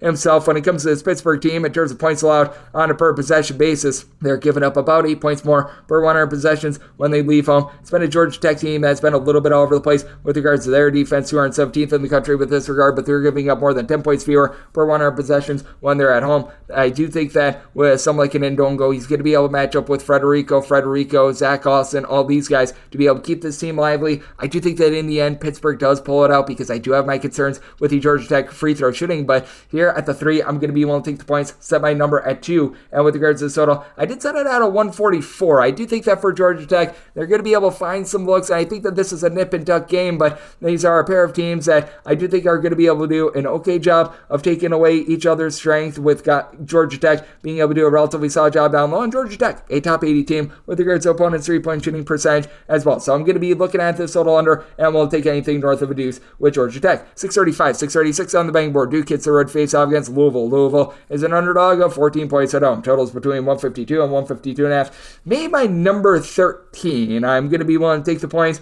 You've got a Duke team that's probably going to be all sorts of PO'd after they lose that game to Pittsburgh, but this is a Duke team that the last 2 games, they've been wobbly with their defense, giving up 79 points to Georgia Tech, giving up 80 points to Pittsburgh, a little bit less than terrific after they were just absolutely pounding teams. Prior to that, they had given up 66 points or fewer in each out of their last 4 games, and as a matter of fact, they had given up 70 points or fewer, and I believe it was each out of their last 8 ever since that Arkansas game. So I do think that Duke is going to be able to get back to basics with regards to their defense, and I do think that as a result, this is a total that's set too high. Semi-total 147, so looking under, I do think that Kyle Filipowski is going to have himself a day. He's averaging 2 blocks, 3 assists, 8.5 boards, 18 points per contest. Duke as a whole, they shoot 37.9% from 3, and Filipowski is shooting north of 41% from 3-point range. That at some point just is not fair. As for Duke, overall in the college basketball landscape, 24th in the country with regards to 3-point shooting percentage, but they shoot 41.1% from 3-point range at home, 31.7% in a road/neutral court environment, and you've got a Louisville team that, honestly, they don't get too much of a boost at home. If you take a look at their metrics, home and road, both on offense and on defense, they really don't get a whole heck lot out of their crowd. I don't know how, I don't know why, maybe people are just out on them, but I mean, that has been interesting to take a look at, to say the least. But for Louisville, I do think that Brendan Hundley at field is going to do an okay job on the glass. Still loses the battle, but gives you 10.5 points, 8 boards. He's able to throw in there occasionally a block or 2 as well. But it's really been Mikey James who's been able to elevate this team. He's giving you 14 points, 5.5 boards. Now shooting 41% from 3-point range. Guy's been on fire recently, 16 plus points in 4 of the team's last 5 games, 4 plus rebounds in every one of these contests. And for Louisville, they're still a rudderless and sad team, but they've been turning the ball over less recently. They're down to about 12 turnovers per game. Sky Clark seems to be getting down the offense a little bit more. He and Trey White both between about 12.5 to 13.5 points per contest. And though Louisville is still a sad excuse of a defensive team, giving up 80 plus points in 4 of their last 5 games, offense has looked a little bit better, getting to at least 70 in 4 of their last 5 games. I do think the Duke puts the clamps down a little bit more defensively, and Duke wins this game, and probably by double figures. I think we've went a little bit too far here in a road spot. So did set my line at 13. I'm going to be willing to take 14 with Louisville, and made my total of 147. So also diving in on the unders. 637, 638 on the betting board. It is Syracuse. They play us to Florida State. Florida State is an underdog of 4 points. Your total is 150 to 150.5. Made my total 154. I'm going to be taking a look at the over. This Florida State team has been playing at one of the most rapid paces in all of college basketball, going up against a Syracuse team that is not shy to run as well. Florida State 45th in the country in terms of total possessions per game, but it really hikes up when they're on the road. In a road/neutral court environment, they're a top 25 team in all of college basketball in terms of total possessions per game, and it's not like this Florida State team has necessarily been magical on defense. They are outside the top 100 in terms of points allowed on a per possession basis, going up against a Syracuse team that has been a little bit better defensively. They're a top 125 team with regards to opponents' 3-point shooting percentage, something that we never really used to see under Jim Boeheim. For Syracuse, they do give up 10.1 points fewer per 100 possessions at home rather than on the road, as they are currently clocking in more in that neighborhood of about 85th in the country in terms of defensive efficiency. And you do have a nice go-to scorer for the Syracuse team in Judah Mintz, who's been able to supply 18 points. He's been able to give you about 35.5% from three-point range, 4.5 assists, 2.2 steals per contest. And Malik Brown is also giving you 2.2 steals per contest. Among power conference teams, I think that this is one of just 3 that have 2 guys give you at least 2.2 steals per contest. And then for J.J. Sarlin, the three-point shooting percentage is starting to come along from him. He's shooting 32% from the outside after he was ice cold to begin the season, 12 points per contest. But I do think that this is going to be a game that's going to be a little bit nip and tuck. I did set my number at a 6.5. I think that you're going to get some late game fouling to help out with that over, but I do think that Florida State being a little bit overvalued here because this is just not the same Florida State team that we're used to seeing on the glass. Jameer Watkins has been able to give you about 6 rebounds per game, and they've been able to get Jalen Gainey back in the fold, but he hasn't given you too much. Baba Miller, in my opinion, has been a bit of a disappointment as more of a true low post presence, as the Florida State team has currently 231st in all of college basketball with regards to rebound rate, and that's not Syracuse's forte. Syracuse is about 283rd in the country, so they're leaving something to be desired there, as Copeland down low to be able to give you about 5.5 to 6 rebounds per game. But with Florida State being able to get into the fold, Primo Spears hasn't necessarily elevated this team. It's giving you 11.5 points on 22% three-point shooting. That's just not necessarily cutting it. You've been dealing with Cam Corrin being in and out of the fold. He's come back, but he's outscored 7 points or fewer in 3 out of the team's last 4 games. There's just no consistency whatsoever with this Florida State team, other than the fact that they're probably going to give up points. They've given up 74 plus in 4 of their last 5 games. How they went on a 4-game win streak before losing to Clemson, I have absolutely no idea. But that said, this is a Syracuse team that they themselves have been all over the place with their defense. In their last 5 games, they have given up 86, 59, 103, 58, and 69 points. So it has been wild to say the least. I do think that you're going to get a higher scoring affair because I do think that you get a lot of possessions. I think that this is going to be just close enough for late game fouling. As I did set my number at a 6.5, I'm willing to lay up to 6 with Syracuse and did make my total of 154.5. So looking over and going to be willing to lay it with the Qs. 639, 640 on the betting board. Northern Illinois is going to be playing against Toledo. And Toledo, a road favorite of 4.5 points. Total on this game is 159, and with Toledo, I did set them as a favorite of 5 points. So this is a number that I'm going to be willing to lay. Don't want to be going any further than the 4.5, but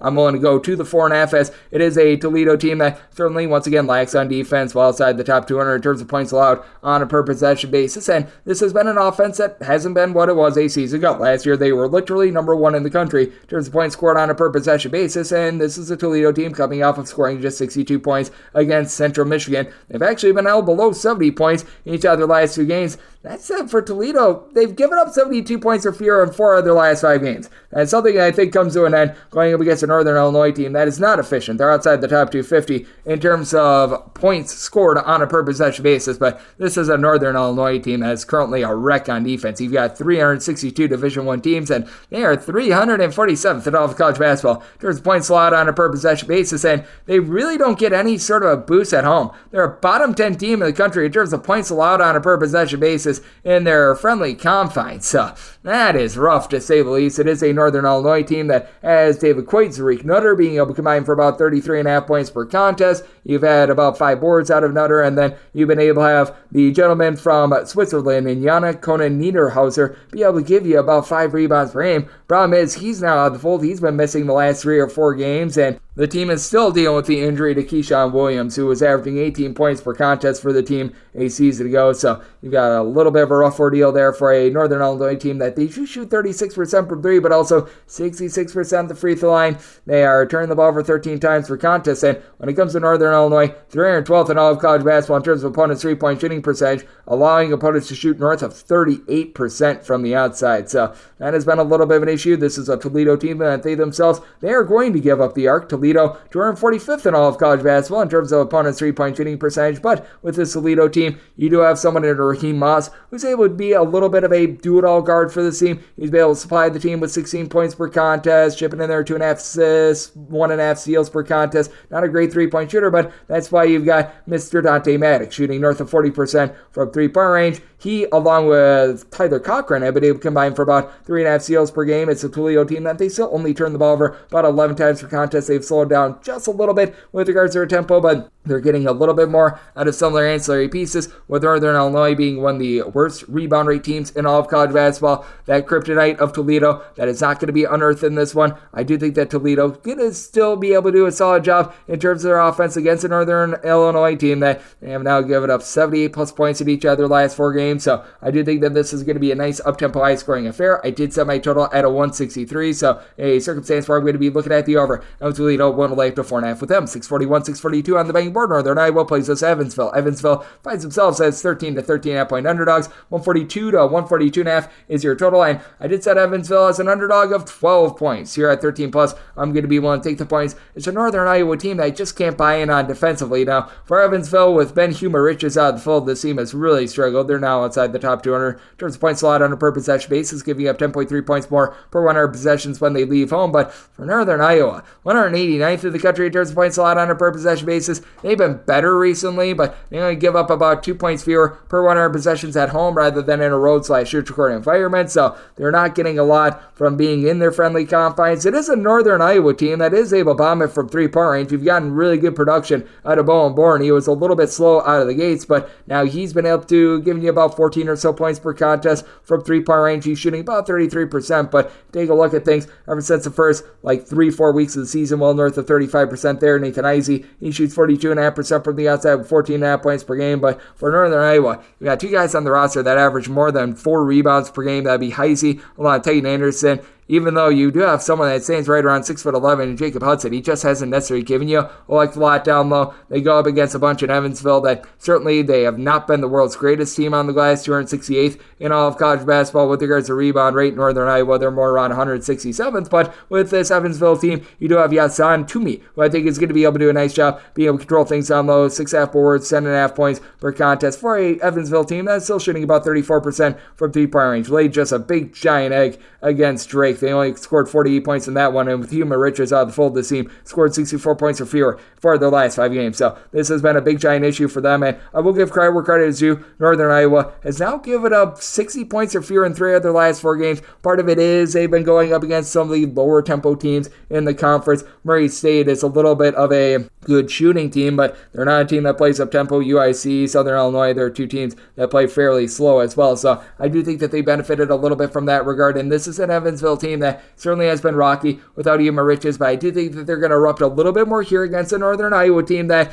they had a really good stretch with regards to the overall defense in their last 4 games. I think that that's going to rise up just a little bit here in Evansville. They have been getting tortured on defense themselves. So somebody told 144, looking at the over, and with Northern Iowa made them a 12-point favorite, so going to be looking at the points with Evansville. 643, 644 on the betting board. Belmont hits the road face-off against Illinois State, and Illinois State just find themselves as a 1.5-point favorite with your total 144.5. I set Belmont as a 3-point favorite. I'm going to be looking at them outright on the money line. This is a Belmont team that, without question, is having their issues offensively. They're well outside the top 200 in terms of points allowed on a per possession basis, but it's not like this Illinois State team has been anything impressive either. They're 147th in the country in terms of points allowed on a per possession basis, not giving you really any sort of better effort at home rather than in a road/neutral environment. I will say for Belmont, they are giving up about 15.3 points more per 100 possessions when they're away from home rather than when they are at home, but for Belmont, this team still is 22nd in the country with regards to 3-point shooting percentage, shooting 38.2% from distance. When they're in a road/neutral environment, they've actually been better away from home rather than when they have been at home, going up against an Illinois State team that they really don't do a good job of being able to pop it from distance, shooting 27.5% for the outside. That is a bottom 30 mark in all of college basketball. And it's not like this Illinois State team is doing a supreme job of being able to control the glass. Miles Foster, along Kendall Lewis, they've been able to combine for about 12.5 boards, 19 points per game, but I mean, for Illinois State, you don't have a single guy on the roster that is giving you north of 2 total points this far this season, actually 3 total points this season, and shooting north of 34.5% from 3-point range. So that's a big issue for them. Darius Burford has been able to give you about 13.5 points per contest, and Dalton Banks about 3.8 assists, 10 points per contest, but it's also a team that they turn the ball over 12 times per contest, and I just don't know if they're going to be able to keep up with the Belmont team that does have so much size and versatility, with Malik Dia along with K. Tyson both give you 17 plus points per contest, combining for about 11.5 rebounds and 40% 3-point shooting. It's a Belmont team that also has Jacoby Gillespie along with Keyshawn Davidson, combining for 8 assists, right around about 4 4.5 turnovers per game. The turnovers are a little bit unsightly, but Illinois State not doing a great job of being able to wrestle the ball away. It is a Belmont team that, with regards to their defense, is falling on some tough times, giving up 80+ in each of their last 3 games. Meanwhile, it's an Illinois State team that they just can't put the ball in the basket right now. This is an Illinois State bunch that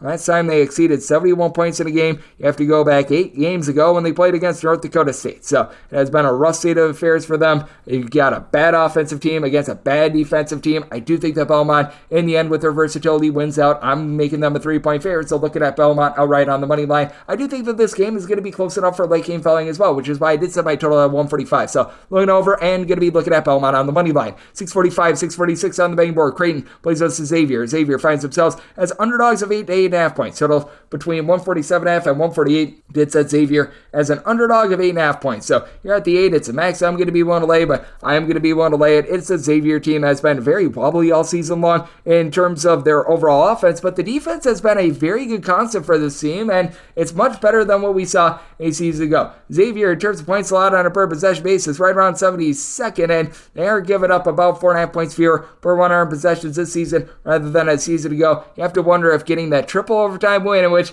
came with some controversy for Creighton, is exactly what they need to get going, because they were looking a little bit dormant offensively, but this has been a team defensively that has been right there all season long, about 51st in the country in terms of points allowed on a per possession basis, and you've got a really nice big three with this Creighton bunch, as you've got Trey Alexander, Baylor Shireman, Ryan Kalkbrenner, all between 16.1 and 17.8 points per contest. Kalkbrenner, 7.5 boards, nearly 3 blocks per contest.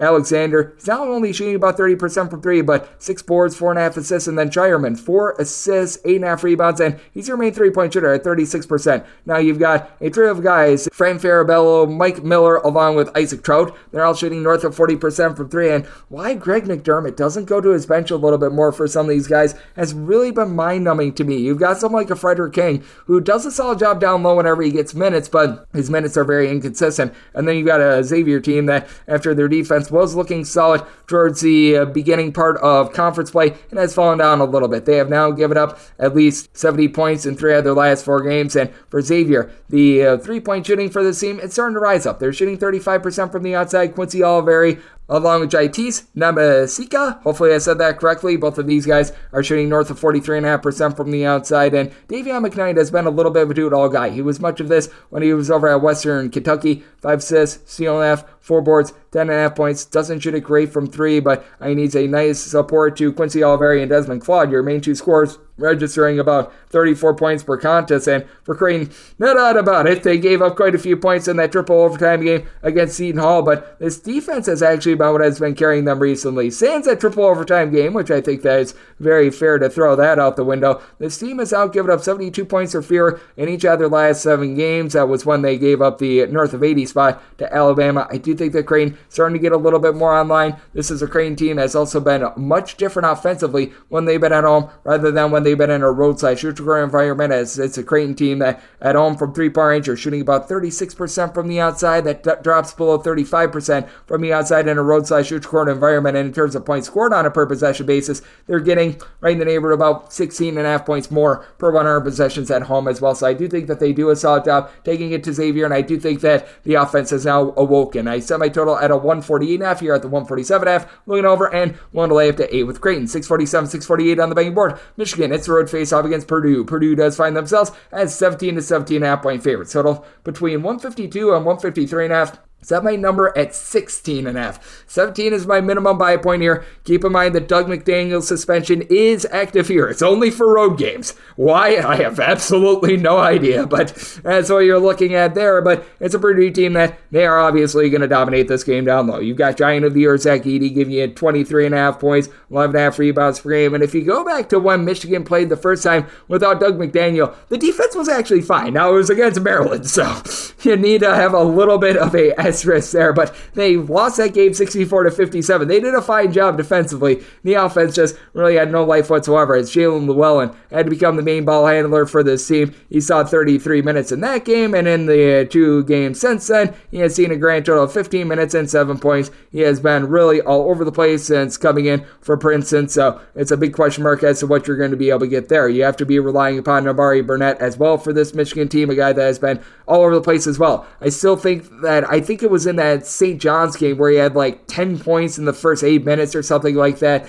But, I mean, he can be a microwave scorer and then just go cold for the rest of the game. He's been able to supply the team with about 10 points, 4.5 boards. It is a Michigan team that has Olivier Cromwell along Terrence Williams combined shoot about 40% from three between the two of them, 29.5 points per game. But this is also a Michigan team that, in terms of points allowed on a per possession basis, they are outside the top 175 nationally. And they're going against a Purdue team that has been pretty much as efficient with regards to their defensive efficiency, points allowed on a per possession basis, as they were a season ago. And this is a Purdue team that they're one of the top teams nationally with regards to their rebound rate. They're 48th in the country with regards to opponents' three-point shooting percentage, with having Braden Smith being able to step up, giving this team north of 5.5 assists, north of 5 boards, shooting over 40% from three-point range, with Fletcher Lawyer doing a solid job from the outside, supplying 11.5 points on 43% three-point shooting. There's just too many weapons for this Michigan team to be able to stay with. That said, I do think that Michigan does just enough to be able to cover this game. I think that they're going to look to slow it down, make this game a little bit grimier and sloppier, and I think that they have mild success in doing so. I did set my total at 154.5. I do have to set a high total just with how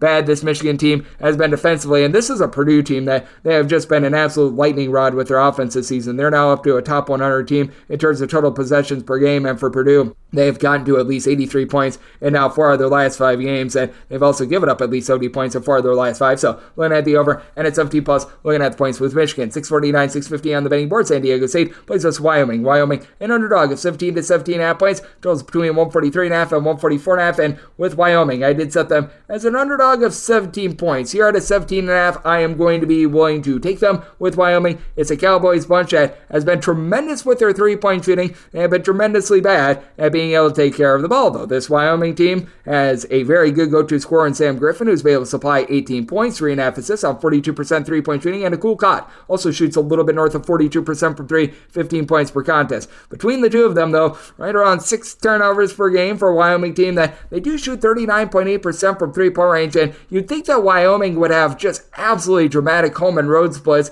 and on offense, they're pretty big. Offensively, they're scoring about 19.7 points more per 100 possessions at home rather than in a road/shoot-scoring environment. But if you look at their defensive splits, they're actually giving up about 3.6 points more per 100 possessions at home rather than in a road/shoot-scoring environment. So I do find that to be rather fascinating. Going up against the San Diego State team, that this just isn't the same San Diego State team that we saw a season ago. They've lost quite a few pieces. They're about 57th in the country in terms of points allowed on a per possession basis, and they do benefit from being at the VA Center. They are giving up 18.7 points fewer per 100 possessions at home. They're dealing with an injury to Darian Trammell, but he has not really done a lot along with Lamont Butler. Both of these guys give you between about 7.5 to 8.5 points per contest. It's really been Reed Sticks and Waters along with Micah Parrish in the backcourt combining for 22 points. You've got Waters shooting 42.5% from distance, and then Jaden Ledee has been Mr. Do It All down low, 8.5 boards, 21.1 points per contest for a team that outside of him, you don't really have anyone else that gives you north of 4.3 rebounds per game, but this is still a team that's going to be able to win the rebound battle. Wyoming about 177th in all of college basketball in terms of rebound rate. San Diego State, they're a top 100 team with this regard, but when it comes to San Diego State, I think the big key for them, what are you going to be able to get out of Jay Powell moving forward? He had himself a very nice last few games against Nevada and Boise State, a combined 14 points, 13 rebounds. He has really been a little bit of an X factor and a cheat code for this team going up against a Wyoming team that you know that they're going to be looking to bomb it from three-point range. The San Diego State team, in terms of opponents' three-point shooting percentage, 20th in all of college basketball. So I do think that Wyoming is going to be fighting an uphill battle, but that's with San Diego State. I just don't think that they've got enough firepower to be able to cover this number as well. So this is a number that I set at 17, out of 17.5. I'm going to be willing to take the points with Wyoming, and did set my total at a 137 as well. So 17.5 or more looking at Wyoming, and we're going to be taking a look at this 143 plus under. 651, 652 on the betting board. Texas A&M plays us in Missouri. Missouri is an underdog of 11 to 11.5 points. 143.5 to 144.5 is your total, and with Missouri, did set them as an underdog of 12.5 points. I'm going to be willing to lay with Texas A&M. Just feels like Texas A&M in general does have their swagger back. This is still a team that's been one of the worst in all of college basketball at being able to pop it from three-point range. As a collective, Texas A&M 26.8% from three-point range, but Wade Taylor, who last year he was able to shoot about 35.5% from three, he's up to about 29%, and he is coming off of a trio of really big performances. He has given the team a combined 91 points in the last 3 games. He's really putting the team on his back, and he's done it all while generating just 4 turnovers. So he's been able to do a tremendous job there. This is still a Texas A&M team that's in the top 20 in all of college basketball with regards to rebound rate. Henry Coleman, along with Anderson Garcia, have been able to combine for about 16.5 rebounds per game. Missouri is outside the top 175 with regards to their rebound rate, and A&M has still been the more efficient team in terms of not turning the ball over. They still only turn the ball over about 9.8 times per contest, and this is a Missouri team that they really do pride themselves on being able to generate those turnovers. It's a little bit of an all-or-nothing team with that regard, and for Missouri, they're 215th in all of college basketball in terms of points allowed on a per-possession basis, giving up 17.9 points more per 100 possessions in a roadside shoot-to-court environment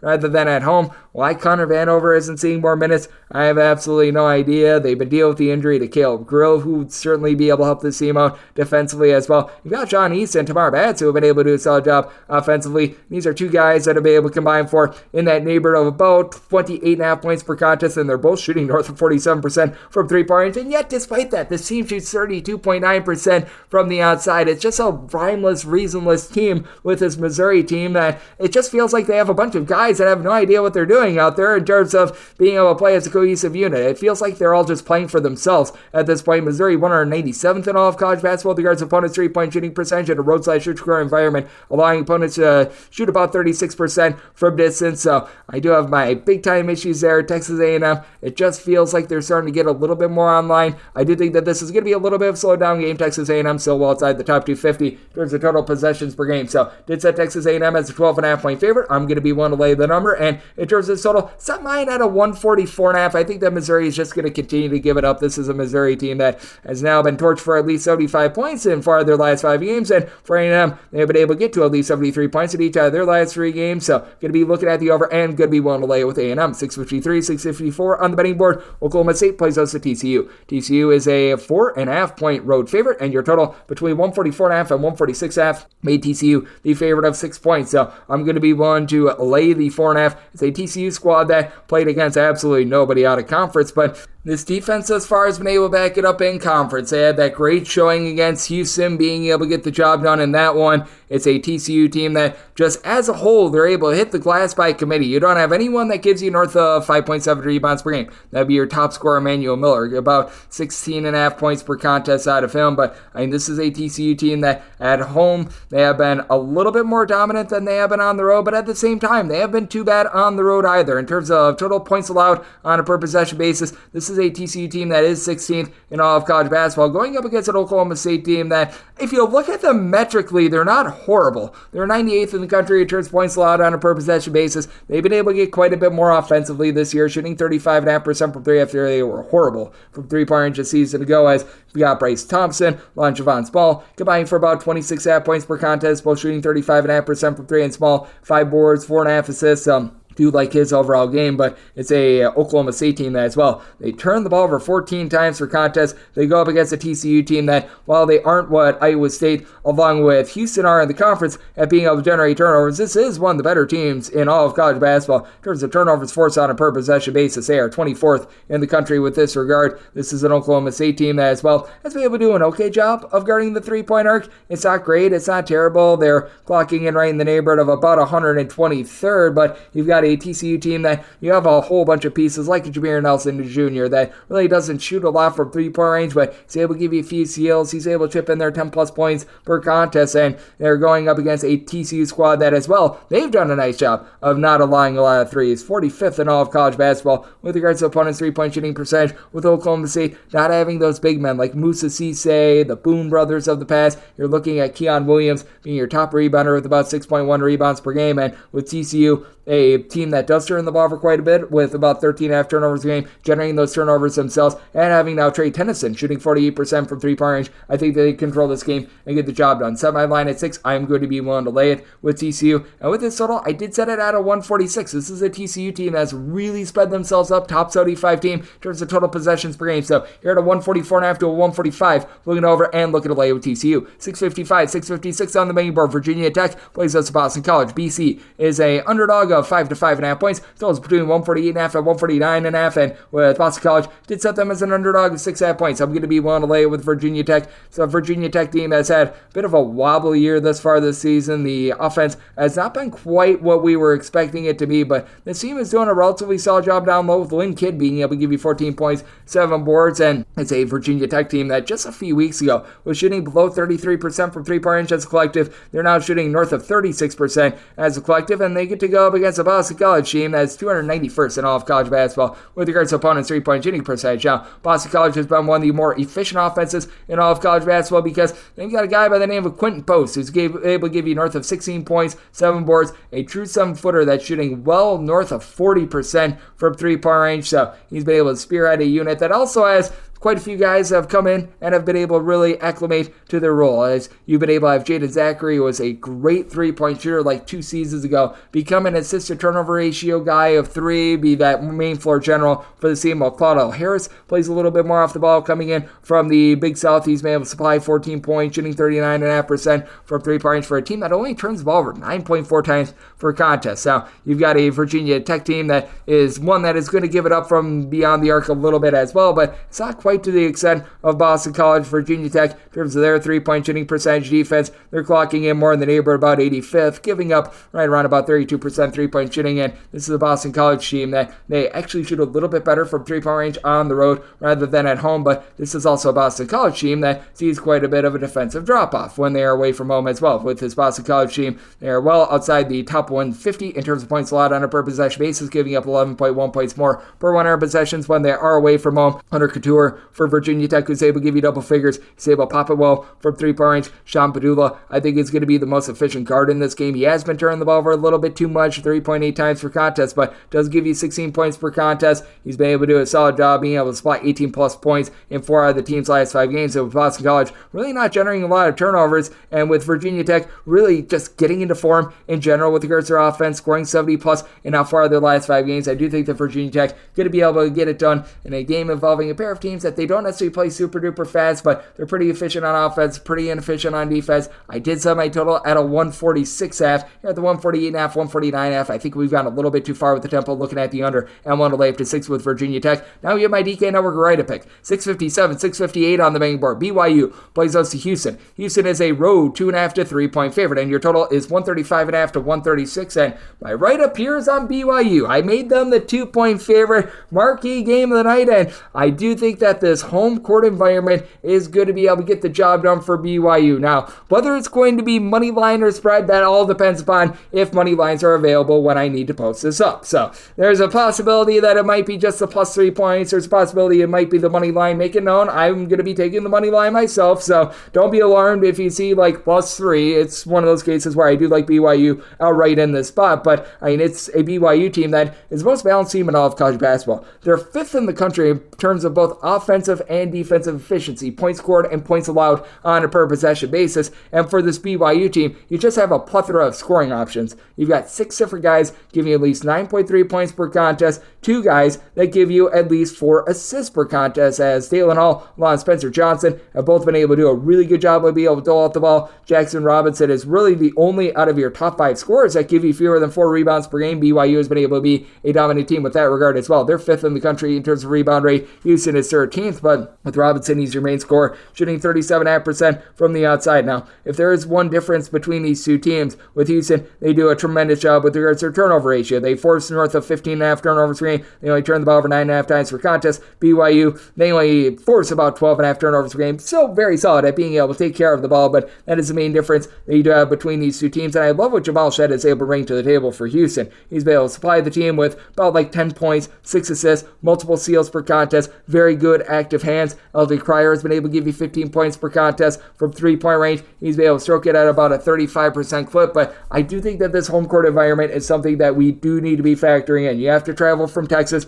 all the way out to the great state of Utah, and this has been a Houston team that, even though they're number 1 in the country in terms of points allowed on a per possession basis, they have benefited from a cupcake schedule, most of which they've played at home. That is why Houston is allowing 24.4 points more per 100 possessions in a road/neutral environment rather than at home. And you've got a BYU team that has very much benefited from being at home. On top of that, you've also got a Houston team that has 301st in college basketball and free throw shooting percentage at 67.3%. I think many of us, myself included, think that this is going to be a little bit of a nip and tuck game. BYU shooting 76.3% from the free throw line at home compared to that Houston free throw shooting percentage of 67.3%. I think can loom very large in this game. I do think that with Houston, even though they've got a lot of guys that are very athletic, a lot of guys that they're just going to pound the boards. I do think that with BYU, the fact that they've got so many guys that are such threats to be able to make it from three-point range, that is going to be just enough for them to be able to get it done in a game where both of these teams do a really good job of being able to shut down the three-point arc. And I do think that this is going to be a bit of a low-scoring slog. I said my total at 135. You're at the 135.5 to 136. I'm diving under my write-up. That is going to be on BYU. I'll try to see if I can get a money line at the time that this needs to be published. There might not be money lines available, and that would just put me on the +3. 659, 660 on the betting board. Portland plays us to San Diego. San Diego does find themselves as 4 to 4.5 point underdogs. Their totals between 158.5 and 159, and with San Diego, I did set them as underdogs of 3.5 points. I'm going to be willing to take 4+ with them. These are a pair of teams that, well, it's been rough for them out there in the WCC, to say the least. Portland outside the top 275 in terms of points allowed on a per possession basis, but they've got the most versatile player out there on the floor in Tyler Robertson. 17 points, 4 assists, 3.5 boards, shooting 39% from three-point range, but he spearheads a Portland team that has given the ball away left and right. Portland about 13.5 turnovers per game. It is a Portland bunch that just has not been able to do a ton on glass, but you have two Yamanachi Williams coming in from the Southland. He's been able to give the team 7.5 rebounds per game in the 3 games that he's been out there. And Tyler Harris, 12.5 points, 7.5 boards. Do like what he's able to bring to the table as well, but this is a Portland team that is getting completely gashed on defense. Now, I will say they are a much better team at home rather than on the road. At home, they are giving up 24.7 points fewer per 100 possessions rather than in a road/shooting court environment. It is still a Portland team, though, that's 343rd in all of college basketball in terms of points allowed on a per possession basis, and it's a squad that has given up 95+ points in each of their last 3 games, all while scoring in 3 out of the last 5 games fewer than 70. It's not great, to say the least. Meanwhile, for San Diego, they're coming off of giving up at least 80 points in each of their last 5 games. So, good old situation of something's got to give. When it comes to San Diego, the deuce is loose. Deuce Turner, along with Wayne McKinney III, have been able to combine for 29 points per contest. They're both shooting about 36.5 to 37% from three-point range. It's a San Diego team that doesn't necessarily have a ton down low, but Stephen Jamerson II has been pretty solid with that regard. He's going to give you about 6.5 points, 7 boards. So I've liked what I've seen there. San Diego team that does turn the ball over about 14.5 times per contest. Both of these teams have their woes there. San Diego overall for the season has been their better defensive team, but it is a case where they've really regressed with this regard as well, and they're a little bit less efficient on offense. Good old situation of something's got to give here. I do think that it's going to come down to which team is going to have a little bit of willingness to be able to guard the three-point arc. And for San Diego, they're about 127th with this regard. Portland, 303rd. So a circumstance where I did set my line at a 3.5, 4+. I'm going to be willing to take the points with Portland, and I made my total 161.5. I don't think either team gets a lot of stops, so looking at the over and going to be taking a look at the points with San Diego. 661, 662 on the betting board. Fresno State plays us to Boise State. Boise State, a 6 to 6.5 point road favorite. Total between 136 and 136.5. Did set my total at a 137. I'm going to be taking a look at the over. It is a Fresno State team that certainly has been lacking a little bit of something on defense, and for Fresno State, 344th in the country in terms of opponents' three-point shooting percentage, going up against a Boise State team that is going to be having none of that. They are 15th in the country with that regard, and I think that that's going to be the big difference maker. I did set Boise State as a 7-point road favorite. I'm going to be one to lay the number. When it comes to Fresno State, they've actually been much better at being able to shoot from three-point range this season than a season ago. Last year, they were a bottom 25, bottom 30 team with this regard. This year, they're shooting about 37% from three-point range at home. That does compare to about 30.7% in a roadside-shooting court environment, but you've had Donovan Yap be able to give you about 9 to 10 points per contest. He's been able to shoot in the mid-30s from three-point range. You bring in Xavier Salle from Wyoming for about 10 points, high 30s three-point shooter, and then for Fresno State, man, that's been able to bring it all together is Isaiah Hill, 12.5 points, 5.9 assists per contest. Problem with this Fresno State team is the turnovers. They have been turning the ball over about 13.7 times per contest, and they also shoot about 64.5% at the free throw line. They actually don't do a bad job down low. Anyak Boyaki along with Eduardo Andre 3000 have been able to give you about 13 or so rebounds per game. They do go up against a Boise State team that they're just a no-nonsense team, as Tyson Dagenhart is able to pop it from three-point range, does a pretty exceptional job on the glass for a Boise State team that they're about 65th in all of college basketball with regards to rebound rate. Fresno State clocking in just 205th for Boise State. This is a bunch that they could really use a little bit more facilitation, and they appear to be finding that in Roddy Anderson. Anderson has been able to do a solid job, being able to give you about 15 assists over the team's last 4 games, has been able to just contribute a little bit more in general. It's been a little bit in and out of the fold just with regards to the starting lineup, but when he's gotten minutes, he's taken them and he's ran with them. And then Chibuzo Egbo is going to be the best shooter in this game, shooting 43.5% from the outside, 14.5 points per contest. And for Boise State, they they do a nice job of rebounding by committee. Of their top 5 scorers, 4 of them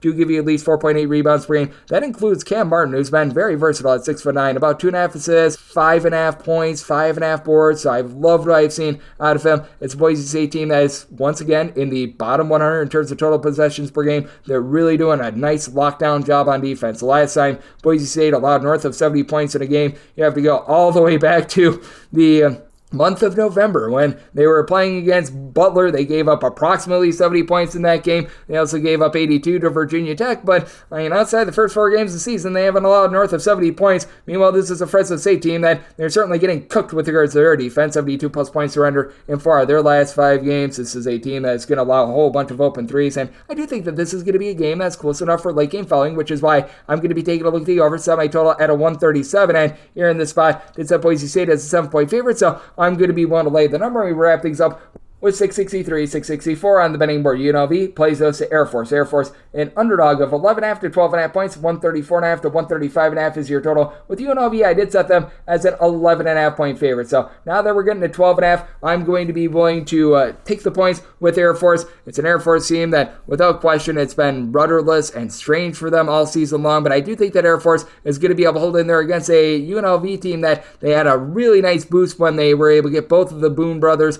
back and reunited, but it's a team that is still 233rd in all of college basketball in terms of points allowed on a per possession basis. Fully recognize that they've gone through a rough patch having to go up against Utah State, Colorado State, New Mexico, teams like this, but they certainly have been starting to regress a little bit more defensively, going up against an Air Force team that they themselves just have not been able to get anything going on offense. Air Force has not broken the 70-point plateau this calendar year after they were able to have a very nice offensive showing out of conference. They were playing against a bunch of cupcake teams, but for Air Force, you really do have a big 3 with this team. Ryan Petraeus is your main man, 17 points, 5.5 boards, 3.5 assists, shooting 45.5% from 3. Evan Taylor, along with Bo Becker, these 2 guys have been able to do a really good job of being able to combine for about 32.5 points per contest, with Ethan Taylor stripping in there about 3 assists, a steal and a half per contest. And for Air Force overall, they do shoot 36.3% from 3-point range. And strangely for Air Force, this has been a team that has actually been better defensively when they've been on the road rather than at home. They're actually giving up 6 points fewer per 100 possessions in a road/score environment rather than at home, but it's just a case where their offense takes a big giant nosedive when they hit the road as well. And then for UNLV, you've got a guard that is able to really do a little bit of everything in Edrin Thomas. 12 points, 6.5 assists, shooting 38% from 3-point range, with Luis Rodriguez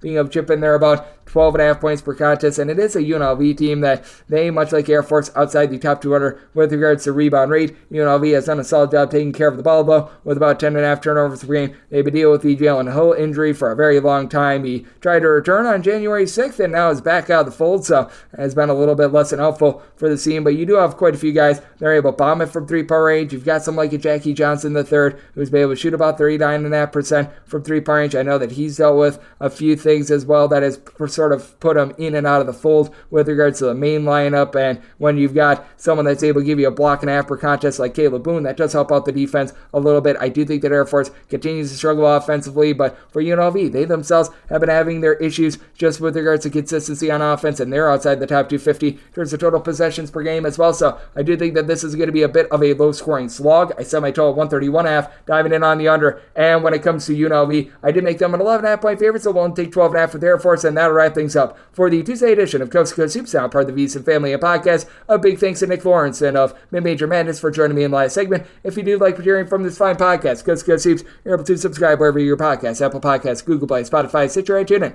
If you have a question, comment, segment idea, what have you for this podcast, do have one of 2 ways we all fire those in. First one is my Twitter/X timeline at @GNet_D1. Keep in mind, letters AM. Leave me does not matter, so as per usual, please do send these into the timeline. Other ways, find an Apple Podcast review. If you rate this podcast 5 stars, it is very much appreciated. From there, you're able to fire on whatever you'd like to hear on this podcast via that 5-star review, coming at you guys every single day throughout the college basketball season, and I'll be coming at you once again tomorrow. Thank you so much for tuning in.